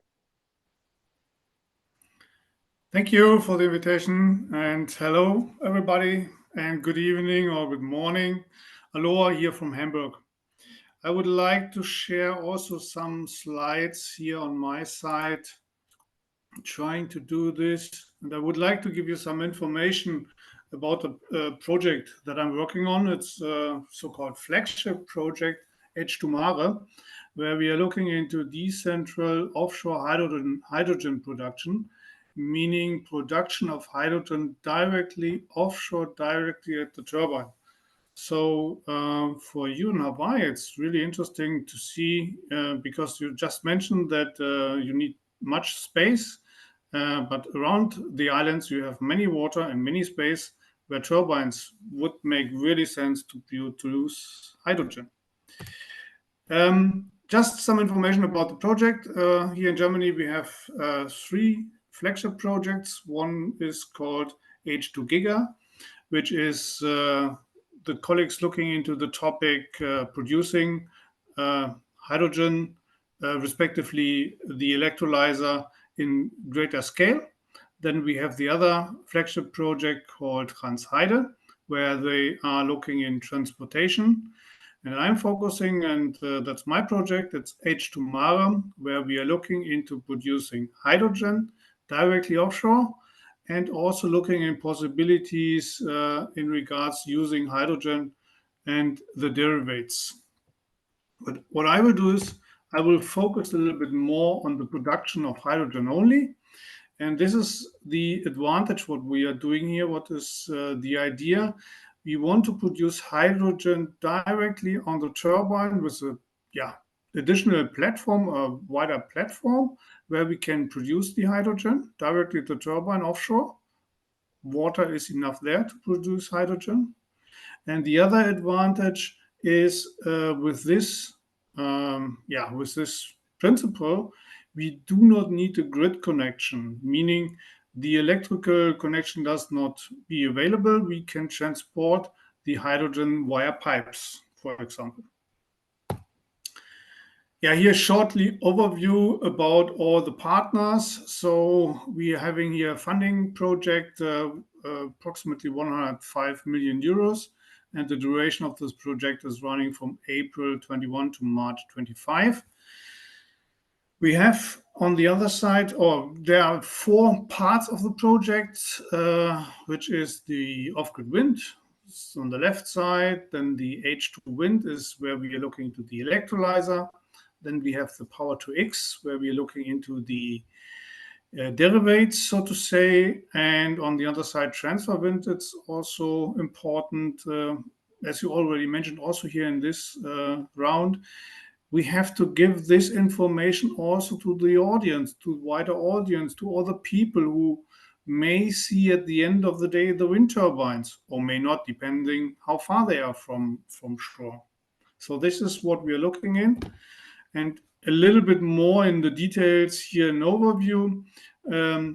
On the left side, in the blue corner, you can see the turbines with the electrolyzer. This is my main focus at the moment here. Then in the middle, the orange part is the colleagues who are looking into what can we do with the hydrogen. So to say the next step, where they're looking in also in possibilities how to produce it. Can we do it directly offshore? They are looking also there into the possibility of having an offshore platform where they may produce ammonia or something, because it's easier to transport. And of course, then we have the other area. It is also in regards to transportation, what we are looking into, what we can do there. And the big question is, well, why are we doing this offshore? Why we are doing this directly offshore, directly at the turbine, and not onshore? What you can see here is a picture where the conventional wind turbine, where we have on top the wind is blowing, and then we have the turbine with the generator, with an AC DC coupling, then DC AC coupling. Then we have a first transformer.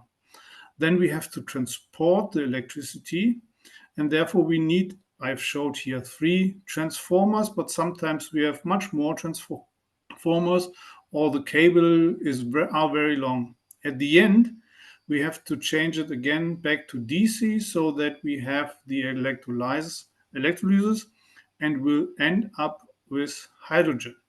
So it's a long, long way to come from wind to hydrogen. And when we are doing this directly offshore, it's much shorter.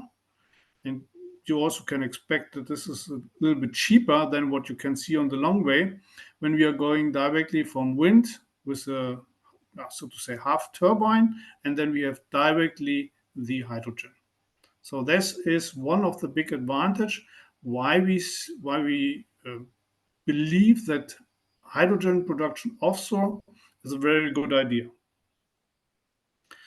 The other topic is, and here I have a picture of an example where we said, okay, we have 10 gigawatt installed capacity, and that needs to be transported to shore.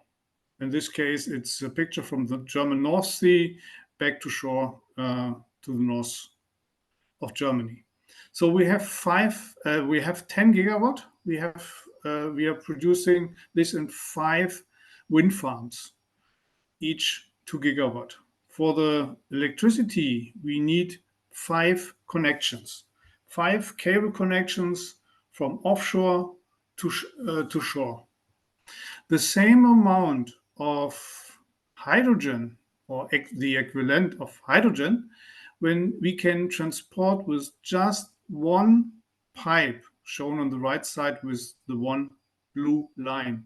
meaning also there, it's very interesting to see that the transportation of the hydrogen is at the end, much easier than it would be done by the molecules with electricity, with the electrons in electricity. And where are we today? This is our first small electrolyzer plant we are having now in place since 2019. It's running there and it's producing and it's running well. No problems with that, where we have a turbine directly and we are testing this onshore. And nowadays, today, these are actual pictures. I think they are 2 weeks old approximately, where we have now added to this area. You just have seen, so-called a tent, where we have 2 electrolyzers, each 1 megawatt, where we also need to see, or where we will test how they are working together with the wind turbine. Due to the circumstance that we do have fluctuating wind and we do not have constant power. This is something we are testing. We are looking into how this will be, or which will be the best way to run the electrolyzer. And by the way, it's also PEM electrolyzer. And where are we when we are going offshore? These are our, not the latest version, but still somehow still the same version, where you can see the bigger platform we are adding to the turbines, where you see containerized buildings, so to say, where we have the 15 megawatt electrolyzer, which is the same amount of power we have on the turbine, which is also a 50 megawatt turbine. And there you can see that we have them arranged on the platform, and this is how we will produce, or how we will see it there. At the moment, the advantage is, as mentioned at the beginning, with seawater around the turbine, we have enough water to produce hydrogen. And at the later stage, it's a quite nice picture. Looks like really it would be real life, but it's still an animation. But this is how it looks like later at the later stage, or can look like at the later stage. That's all from my side, short and easy presentation. You will receive also at a later stage. I think I stopped. Did I stop sharing? Thank you very much for your presentation. Thank you also. So we have Professor Dr. Christopher Hebling, Director of the Division of Hydrogen Technologies at Fraunhofer ISE. He studied physics and worked for 10 years in the field of silicon photovoltaics.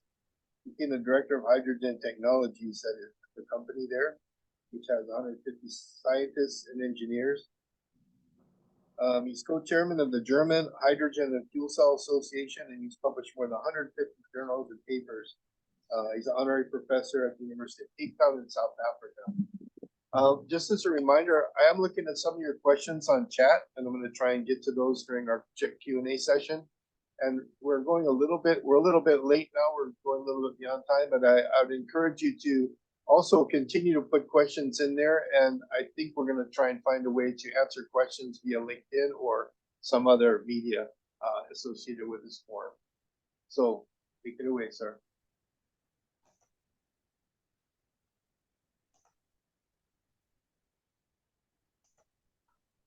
Thank you, Chair, and a warm welcome to Hawaii, to both Hawaii and San Francisco, as I understand. So I would like to start with recapping the context. I assume you see my slides. This is the direct energy consumption, the global energy consumption, as we have seen it over the last 200 years. And you see several things. First of all, we have reached an all-time high again last year, and most of it, like 86%, are still based on fossil energy carriers, which we dig out of the ground, transport it, refine it, and use it in the end sectors. And with this, we have created a loophole, so to speak, a carbon leakage from the geosphere to the atmosphere.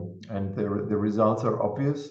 Till like the 80s, the atmosphere absorbed it and was quite resilient. But now we see the change in climate and in temperature with all the consequences. And we, in addition, know, and Mr. Friedrich pointed that out already, that we have additional hunger for energy, mostly by the countries which are still in their developing phase. Second, the increase we need in the need of seawater desalination, because many regions which are getting hotter need more water. And third, the direct air capture technologies, because we have to start taking out the CO2 out of the atmosphere rather sooner than later. And all three of those factors are leading to the fact that we will need more energy over time. So the answer of that is everywhere the same on all scales. This is what you see here, the picture of Germany, but this is the same for global settings. Like 1/5 of the energy system is electrified. That's true also on the global scale. All others, what you see here in gray, this is based on molecules of all kinds. And the question now is, how we develop our energy systems, and that's probably the same for Hawaii as well. So the first lecture is try to electrify whatever you can, especially in the field of transport, road transport, and heating and cooling of heating is not your business, but cooling more or less. But on the other hand, we need green molecules in order to take out the hydrocarbon molecules as we have them today. So that's and there's of course some uncertainty where we will land over the next decades, but we need both. That's very clear. So talking about green electrons, there is good news in terms of the ramp up of mostly PV, but also wind.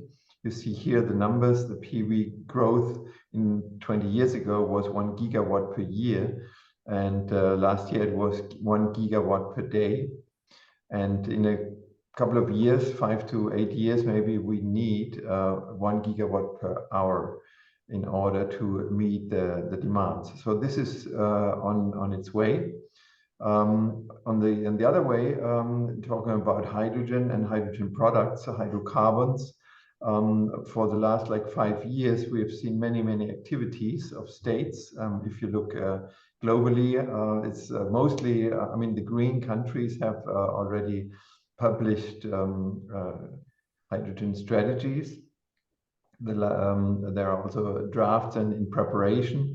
So the world community has understood that we need green molecules in order to defossilize the global energy system. So that's also on its way. There's a lot of excitement, I would say. And we also see a lot of activities in forming partnerships of supplier countries and off-taker countries. And the US in general is able to be an exporter as an integral. It can produce much more than it needs on its own. Europe, on the other hand, is for sure an importer, as Mr. Friedrich pointed out already. We can do roughly 1/4 on our own soil, so to speak. But that's a possibility for trade, which is good. So what we're talking about is that on the left-hand side you see, and I've heard now a lot of geothermal power that has to be added, but this is the source of our future and the backbone of the energy system. Once again, use the electrons wherever you can. But if not, because time or space doesn't allow, then transform it by water electrolysis into hydrogen. And hydrogen also should be used wherever it can be used as a fuel and an energy carrier. Again, if not, you have to hydrogenate another molecule, which in one case would be CO2. In the other case, it would be nitrogen. And nitrogen can be taken out of the air by air separation units. So that makes it so attractive because you can do it obviously everywhere in the world. And then by further synthesis, ammonia and methanol synthesis, you can generate your longer chain molecules like methanol, DME, OME, what you can see here. In the case of nitrogen, you would produce ammonia, which we have a market of 185 million tons as for today.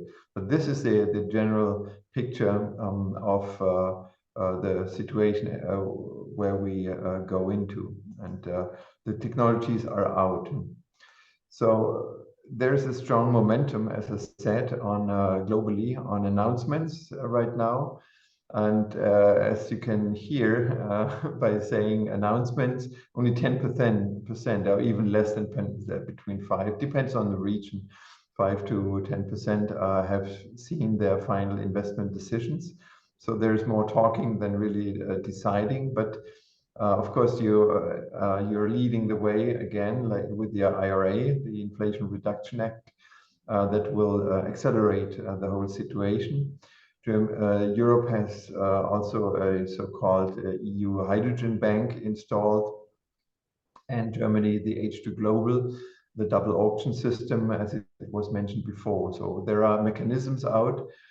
They start to work, but rather slower than expected at the moment. But nevertheless, I mean, the excitement is big, and what you see here, that's just was released a couple of weeks ago by the new IEA Global Hydrogen Review. And again, this year, the announcements are 50% higher than last year. So it's a lot of activities worldwide. And for example, in China, 3 years ago, 10% of the electrolyzer capacity was installed in China. This year, it will be 50%. There's a lot of growth. 9 gigawatt of electrolyzer will be installed. Also, I would like to underline what has been said in terms of international initiatives. We have to work together, closer together. And there are many global platforms which do so. And we've heard about the hubs. Yes, I mean, Hawaii will be a hub one day, of course. That's a perfect hub as such. And because globally there are many, many hubs under developments. As you can see on the right, the different countries which have installed like valleys and hubs and whatever they are called. So that's the way to go for in terms of clustering the technologies and really install the whole value chain for the hydrogen technologies. We have worked closely with the H2 Global Foundation in order to do techno-economic studies. And we would love to do that for Hawaii as well in order to quantify the whole cost, the value chain for the hydrogen products. You see here the dots. Excuse me, I messed up. Here you see what we have done in terms of quantifying the various sites.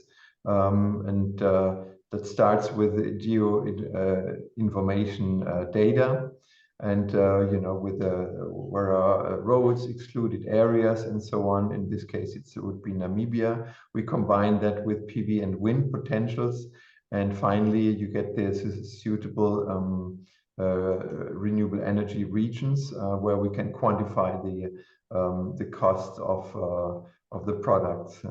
So it's always like this. We start with the renewable energy at the sites. We quantify the plants with the synthesis or liquefaction, CO2 or nitrogen, whatever is required. And then we get levelized production cost of power to X, and then also the levelized supply cost to the to the respective plants. And we dig very deep and spatially resolved, because it's always, you always move molecules like CO2, or you have a pipeline, you need water, maybe pipeline piped water, and so on. And at the end, it's possible to get a charts like this to quantify the cost, the production cost of in the various sites for all kinds of products, hydrogen, ammonia, methanol, or liquefied hydrogen, or jet fuels. And there is no country which is really sticking out. First of all, you should combine the renewables as much as you can, PV and wind ideally. And if you have geothermal, which is 24/7, then of course you can't go wrong. So that's possible. And at the end, you can also quantify the portion of the cost. For example, ship transport is really neglectable. That's between 2 and 5% in the whole equation. Predominantly, it's wind and PV. I mean, the cost for the renewables, which account. But it's very well understood. If you want to set up a plant like Haber-Bosch synthesis up here, as an example, or what kind of storage is needed, like ammonia storage here. So it's very key to understand where are the cost drivers and how you can reduce the cost. So with this, I would like to close. I also found Ben Cole raised the question, and I would like to also underline that social participation and affordability is very key. There's a term, malama aina, so which includes that, what are you doing to the land? So behavioral changes usually cause reactions and resistance in a way. So whatever you do, you should do with the contribution of the local, of the people, and put the people into the center of an energy system transformation, because they not only have to pay for it, but they have to live with it, with new molecules, with new behavioral changes. So that's very key. And other than that, international frameworks are very key, because the task is so big. It's really huge, very complex. And it's very important to have global partnership of all levels. And I'm glad to be part of this Hawaii German initiative here now, because of course we have long-standing traditions and collaborations, which I would like to support as well. Thank you very much. Thank you, Professor. To echo his words, we have the saying, and he mentioned it, malama ka'aina. Take care of the land is an important part of what we're trying to do here in Hawaii. That's why I mentioned when Nicole, her work is so important. I've been looked through the questions that we've received, and many of them are local, and we're going to get to those. Our last presenter is Mr. Doug Adams from the Big Island.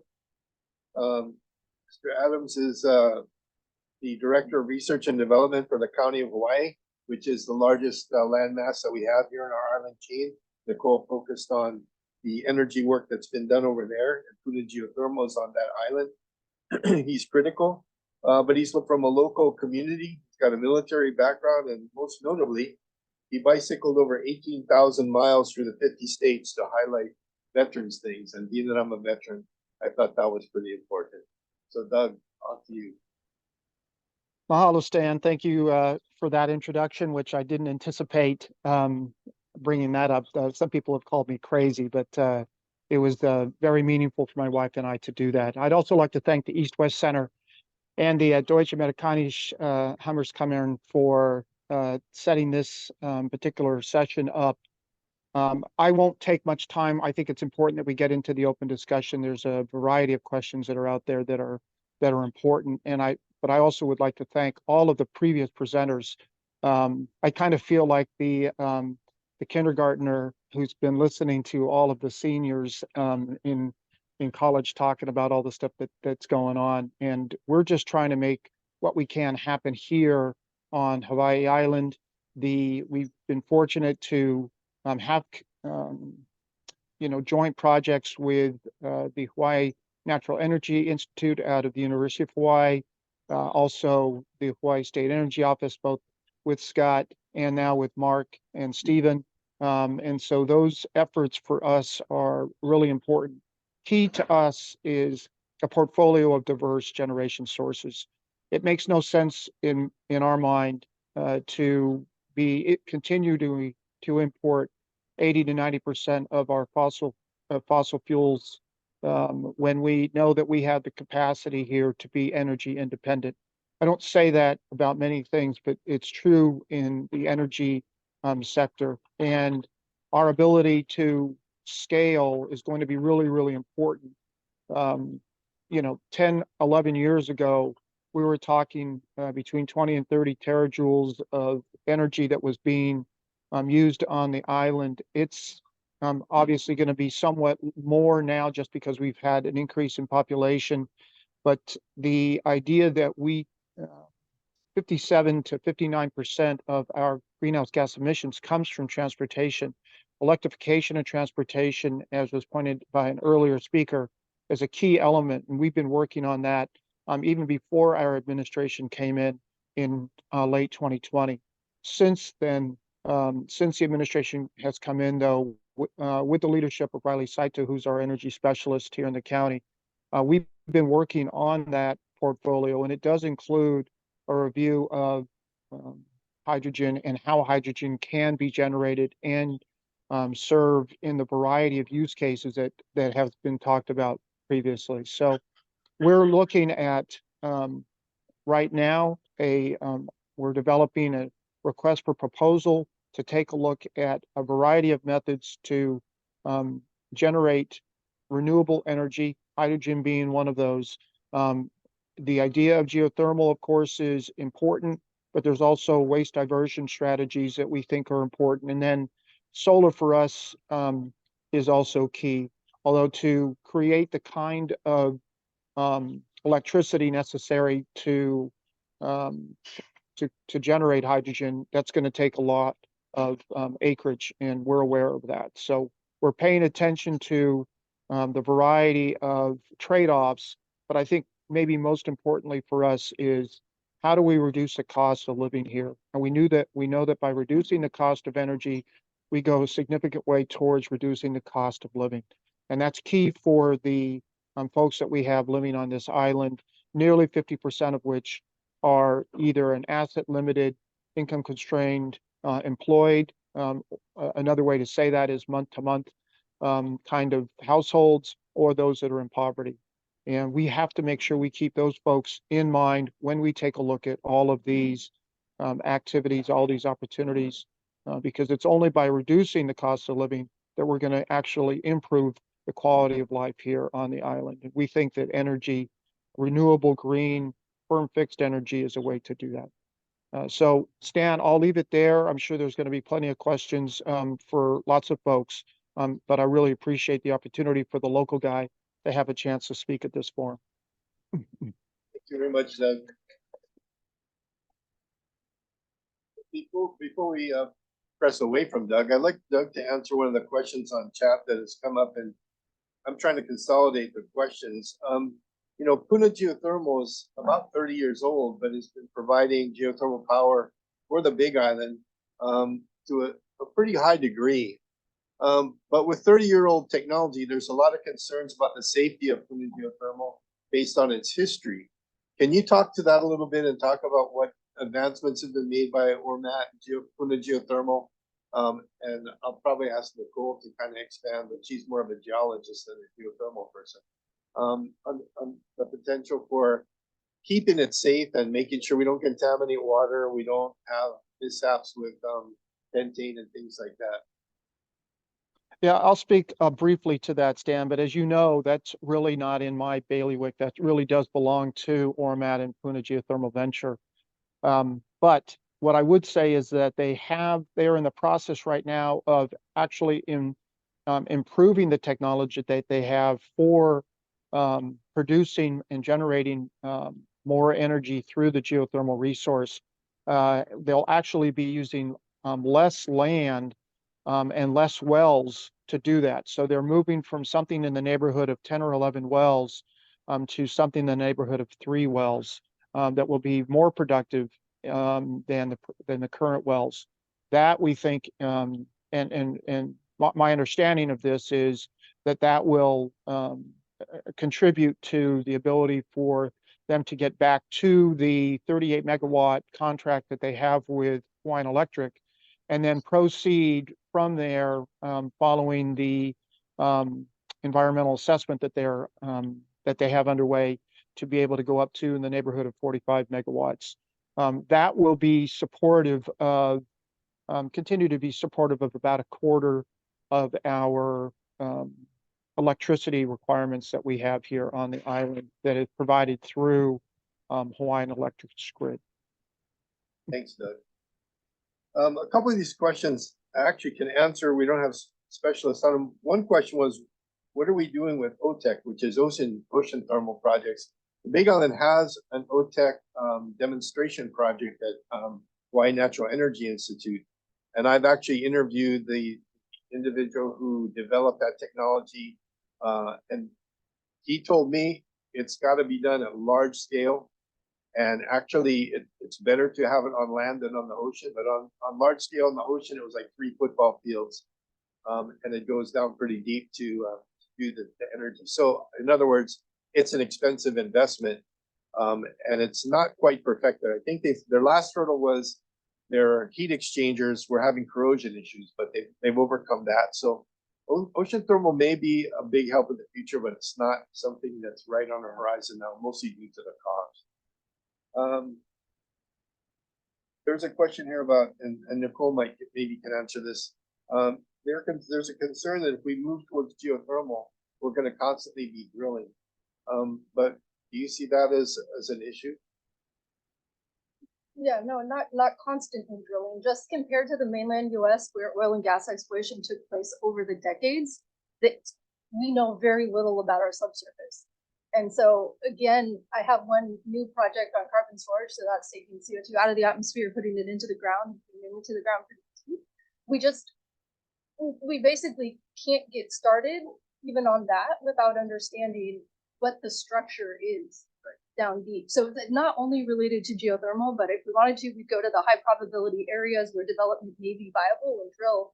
And so I should have mentioned the 3 to 5 inch diameter hole, where we take the rock out, it's like art, and study the rock to understand, the evolution and growth of the volcano and what minerals are down there. It's a very artistic process, almost, type of exploratory drilling that I would advocate for.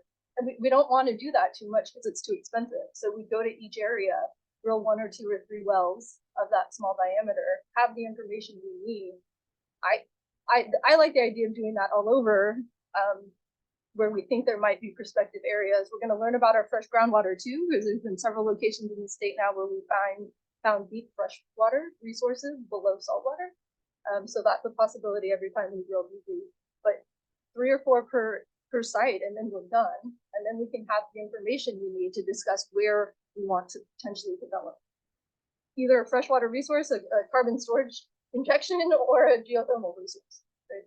So for comparison, a regular geothermal system has more like 18-inch holes, pipes, right, with sleeves on them to get through. Good. While we're on this topic, when we're doing this kind of drilling, whether it's your test wells or whether we're looking at commercial drilling, how do we safeguard our water resources if we're going through a water table or an aquifer or a lens to get down to geothermal heat? How do we protect our freshwater resources as we do that? I'm not a drilling expert, but using casing. So yes. Basically you have metal casing that is installed as you're drilling down, so that what's below doesn't touch what's above. And there are all kinds of casing regulations in place, and that technology has gotten better over the years too. Okay, thank you. Let me see. Actually, one question came, and it's actually directed at something that I'm involved in. There's a question about H2 Energy and Aloha Hydrogen, which are 2 private ventures on the Big Island. I'm actually on the board of directors of both of them. And the question was, what's the status? I can tell you we're on our third investor. We're only looking for $25 million to put hydrogen refueling stations using existing energy sources, including Puna geothermal and the Honua Ola biomass production. But our third investor is supposed to have had money to us last December, and it's almost this December now. So I'd say we're kind of on a holding pattern, and I'm not real optimistic. But working with Doug Adams and Mayor Roth on the Big Island, they're very supportive, and I think we're going to see things happening. I'm not sure how the current interest rates and the economy are going to impact investments, but it may actually be a good thing. This kind of investment could be a good long-term investment compared to other things. So let me see. Oh, one other question for Nicole was, do you collaborate with other universities? I know you represent Hawaii on a more national level, geothermal, this group, but could you expound on that? Yeah, so on that note, I'm on the board of directors of Geothermal Rising, which is a nonprofit out of California. Board size is 11 people plus a president and vice president. So that has been, I think I'm 3 years in, quite fun, and introduced me to more industry. There's not a whole lot of academics that do geothermal. Stanford has a geothermal program. University of Nevada, Reno has a geothermal program. I know those folks, but to be honest, my focus has been Hawaii, geothermal, and American SNOA. That actually where I would love to find a geothermal resource. But the challenges of the development here, or even doing the exploration, I think most folks, stay away. There's a couple questions here from Mr. Schwab. I don't know if he's still with us online, and we're getting close to wrap-up time.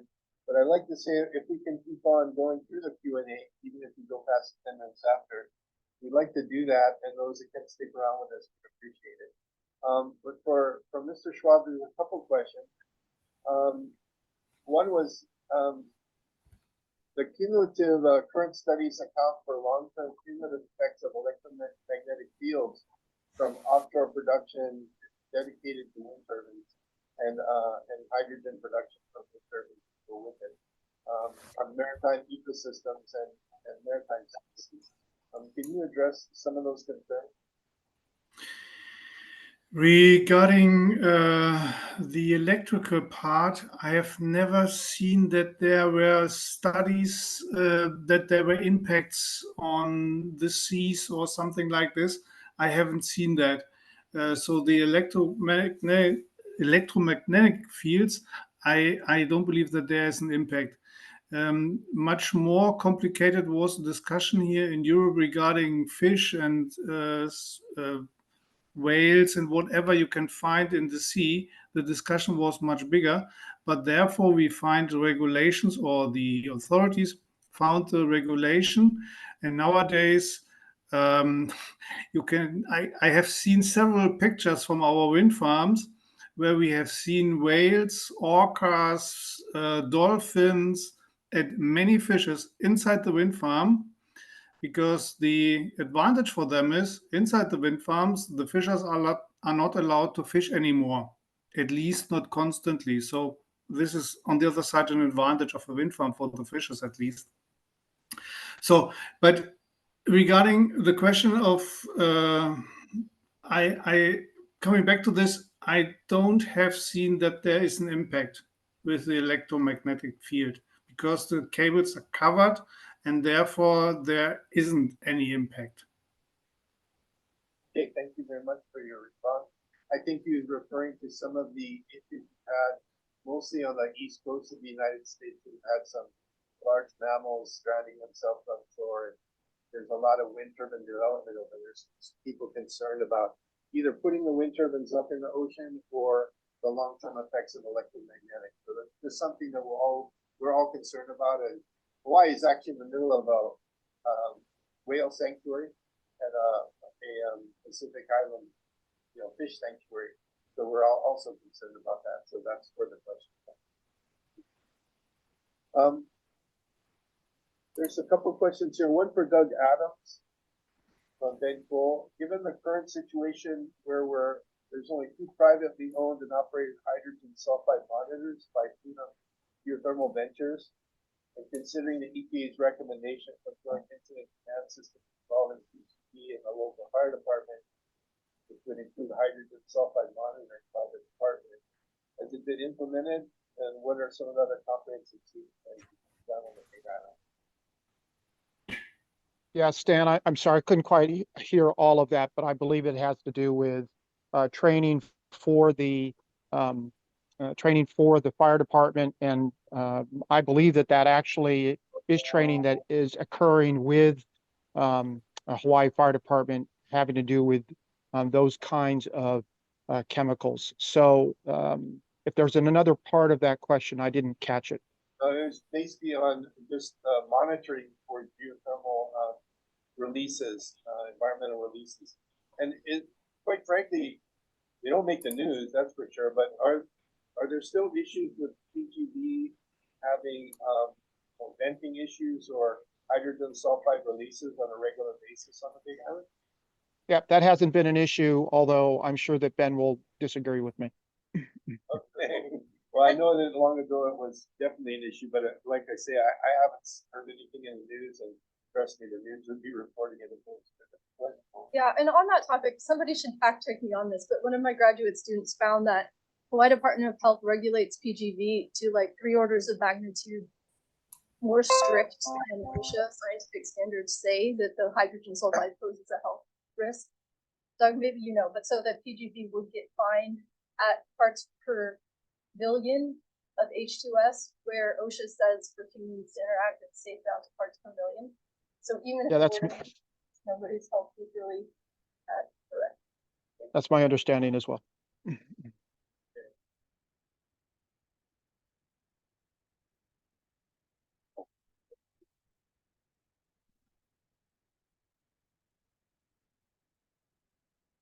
There's a question on the chat about water use. And I think it's important. We've already mentioned that we're trying to be very careful as we drill through aquifers and water lenses to keep any kind of geothermal activity from contaminating our groundwater sources. But it's also important to point out that we have this moat around the state. We call it the Pacific Ocean, and you can electrolyze salt water to make hydrogen. So it's not like we have to deplete Hawaii's clean water resources to make hydrogen. And I think that fact is lost on a bunch of people. In fact, I should have brought my little Costco container electrolyzer that I made for about $1.50. And a lot of times when I'm demonstrating it to students and things, I put in salt water as an electrolyte to make the hydrogen. It's actually pretty easy to do. It also gets you chlorine, which I'm not sure what the industrial uses in Hawaii would be for, but if we have a need for chlorine, we can also make chlorine your hydrogen out of salt water from electrolysis. I had some other questions that I developed for the folks here, and I've looked at the questions online, and they're kind of repetitive.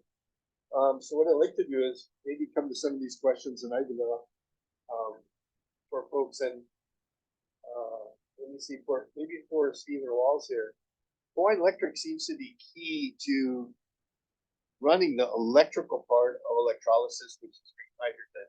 So what is the state doing to work with Hawaiian Electric to increase generation, consider other ways of generating, including geothermal, wind, solar, in a massive sense, especially when we put it in context of making sure that we're making the right long-term decision, doing critical analysis of the long-term decision, not just the short-term decision.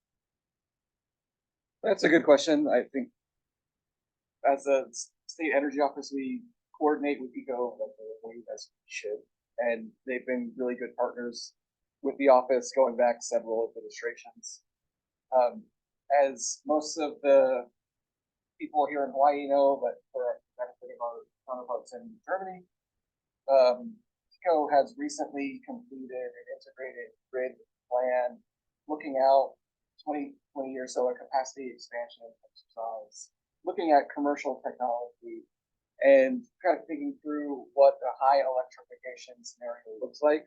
So looking at commercially available renewable technology and the likely increase in electric demand due to electrifying transportation, increased electric demand in residential areas, things like that.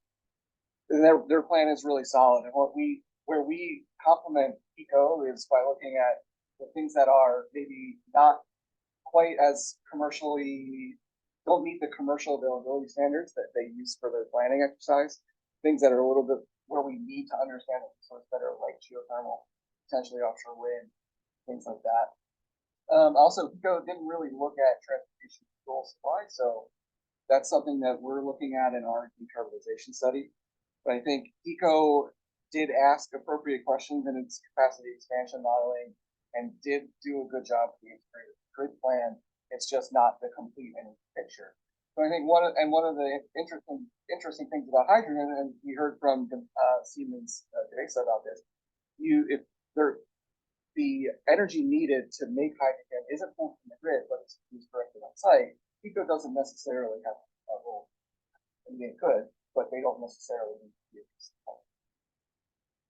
I have a question for anyone from the German contingency, and that is, I would look to maybe Sir Friedrich first. Who are the key players in setting the safety standards and international codes and standards for hydrogen across the globe, so we don't have different countries using different connecting devices for vehicles and things like that? Is there anyone working on that on the international level, especially from the European perspective, on how we set codes and standards and things like in the US, we have the Federal Aviation Administration, but internationally we have ICAO, International Civil Aviation Authority. They're the folks that kind of put everything together so that we don't end up with a bunch of stovepipe developments in different directions. And it's got to start that at the beginning. So I don't know which one of our presenters would like to back that one.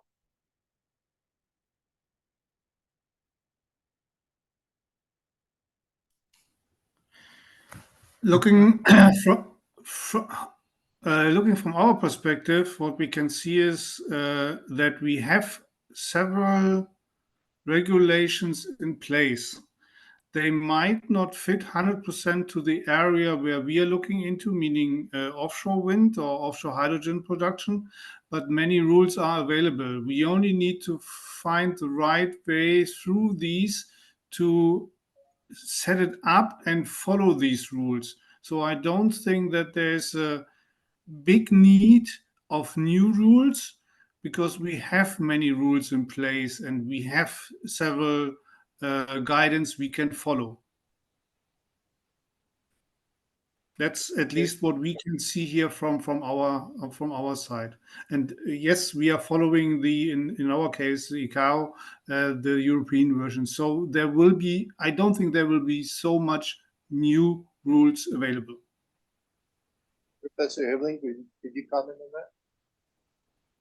As to my feeling, the biggest unsolved issue is the question, what is green hydrogen? So, because there are so many investors out which desperately are looking for opportunities, and but it's not clear, and especially not clear over time, so how it will develop to make a secure investment. And that's related pretty easy to the question, how many tons of CO2 can be emitted to produce a ton of hydrogen? And it was mentioned quickly, so it's roughly on the order between 2 and 4. But as long as this is not defined, because that reflects the credits you will get at the end of the day. So this is a big obstacle still. And there are many activities, especially on the, I mean, I'm aware of the European activities in this field, but it's not yet harmonized. And of course, China is also playing a big role in this respect. And of course, the US has its activities funded by the DOE. But that's one of the bottlenecks, I would say, because I've mentioned it, the FIDs are still on a single-digit level. That's not due to a lack of money, that's due to a lack of investment security, I would say. And so we are on our way, I would say. The bodies who make all this the regulatory frameworks, but it's fairly slow, I must say. Thank you. Mr. Friedrich, would you comment on that? And also, To that point, does a lot of the regulatory standardization come from the industry itself? That seems to be where we're going with Dr. Helbling's comment, is that we look to industry to help us set the standards because they work with each other. What would you say to that? Yes, I think some fundamental hydrogen technologies have been around for decades. So there is no need for new standards. And as in many other areas, I think setting standards is a good exercise in public-private partnership. So the input of the private sector is crucial. But government has to do its job as well. And there actually we have a situation where the standard for certifying green hydrogen is actually right now a critical factor, where especially the European regulation is a bit complicated and is causing at least some questions and concerns by suppliers from abroad. It can be addressed and it shouldn't be a major hindrance. And as my predecessor, I'd like to point to the fact that there are still areas where we need better coordination and cooperation setting standards or looking for new innovative solutions. And there I'd actually love to see more cooperation of like-minded countries to avoid that our competition from China is taking over this market as they did with solar technologies. That's an interesting point. Thank you very much, sir. I'd like to turn it over to Dennis. We're actually 6 minutes past our scheduled end time, and turn it back over to Dennis Sullivan. Okay.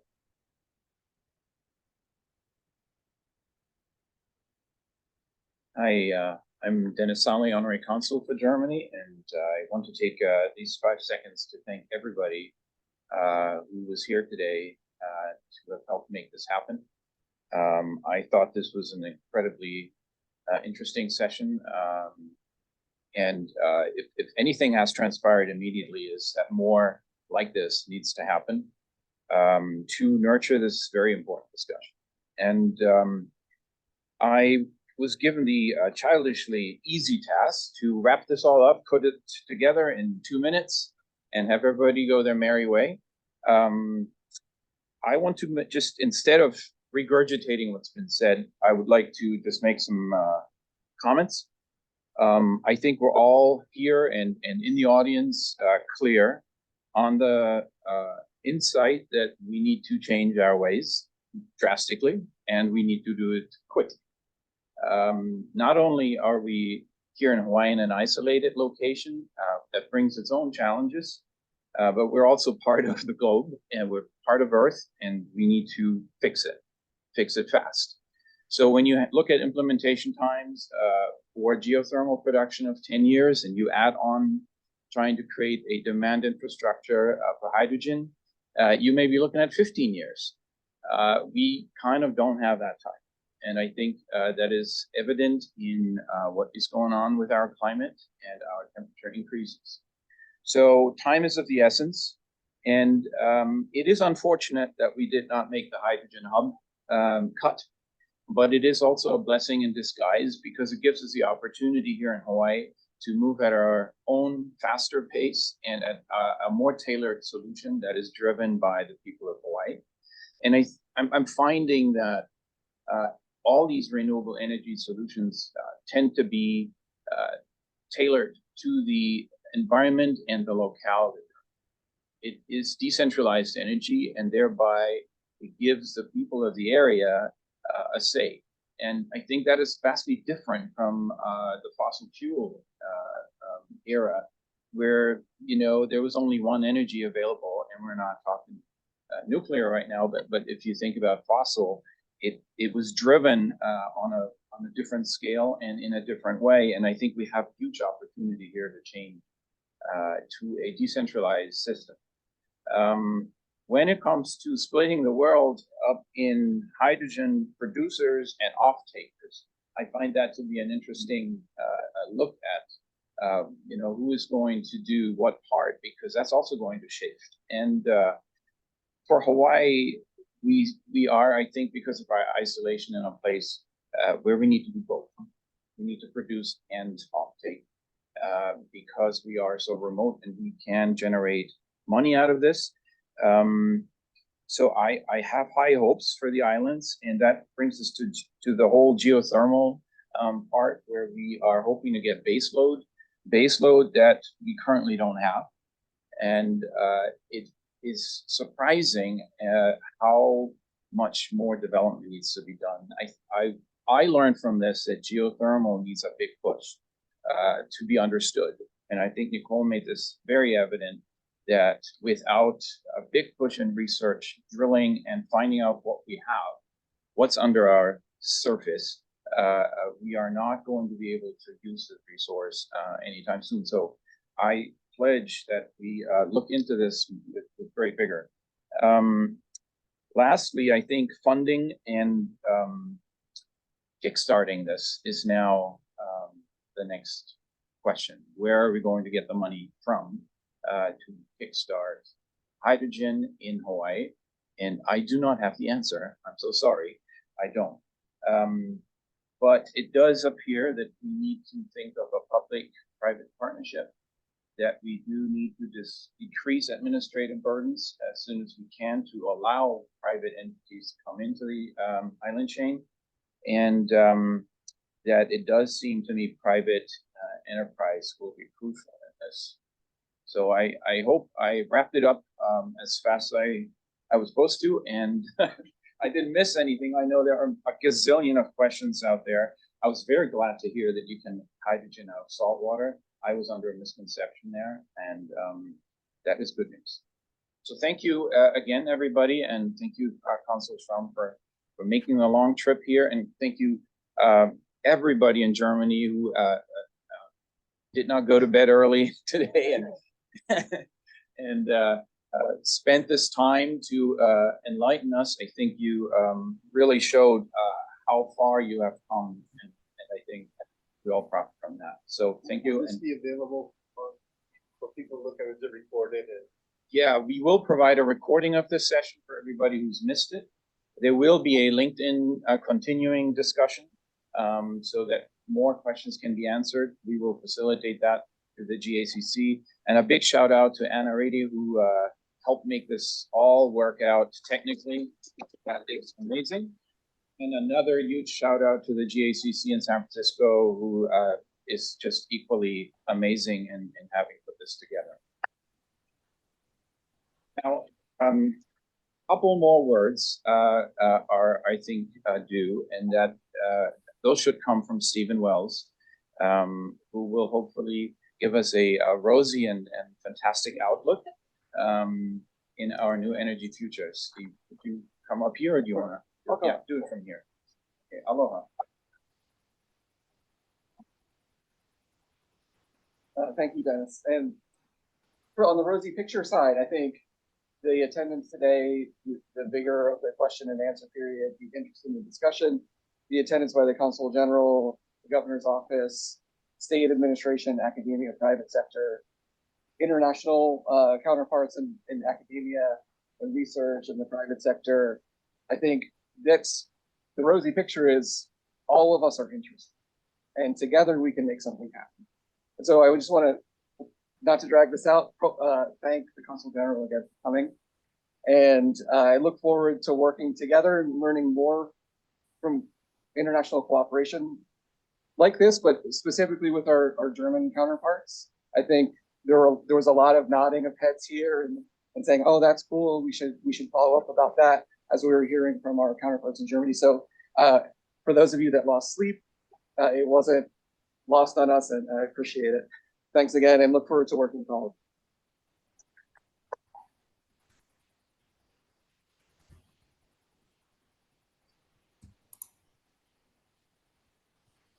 And with that, I think it's up to me to close this session. Thank you very much for your participation, all of you, especially our distinguished presenters and distinguished guests. And I look forward to the next one. So thanks to everyone for your contributions. And we look forward to making Hawaii the leader in clean energy, and hopefully for me, hydrogen, because I'm the hydrogen guy. Thank you. Thank you. Talk to you. Bye-bye.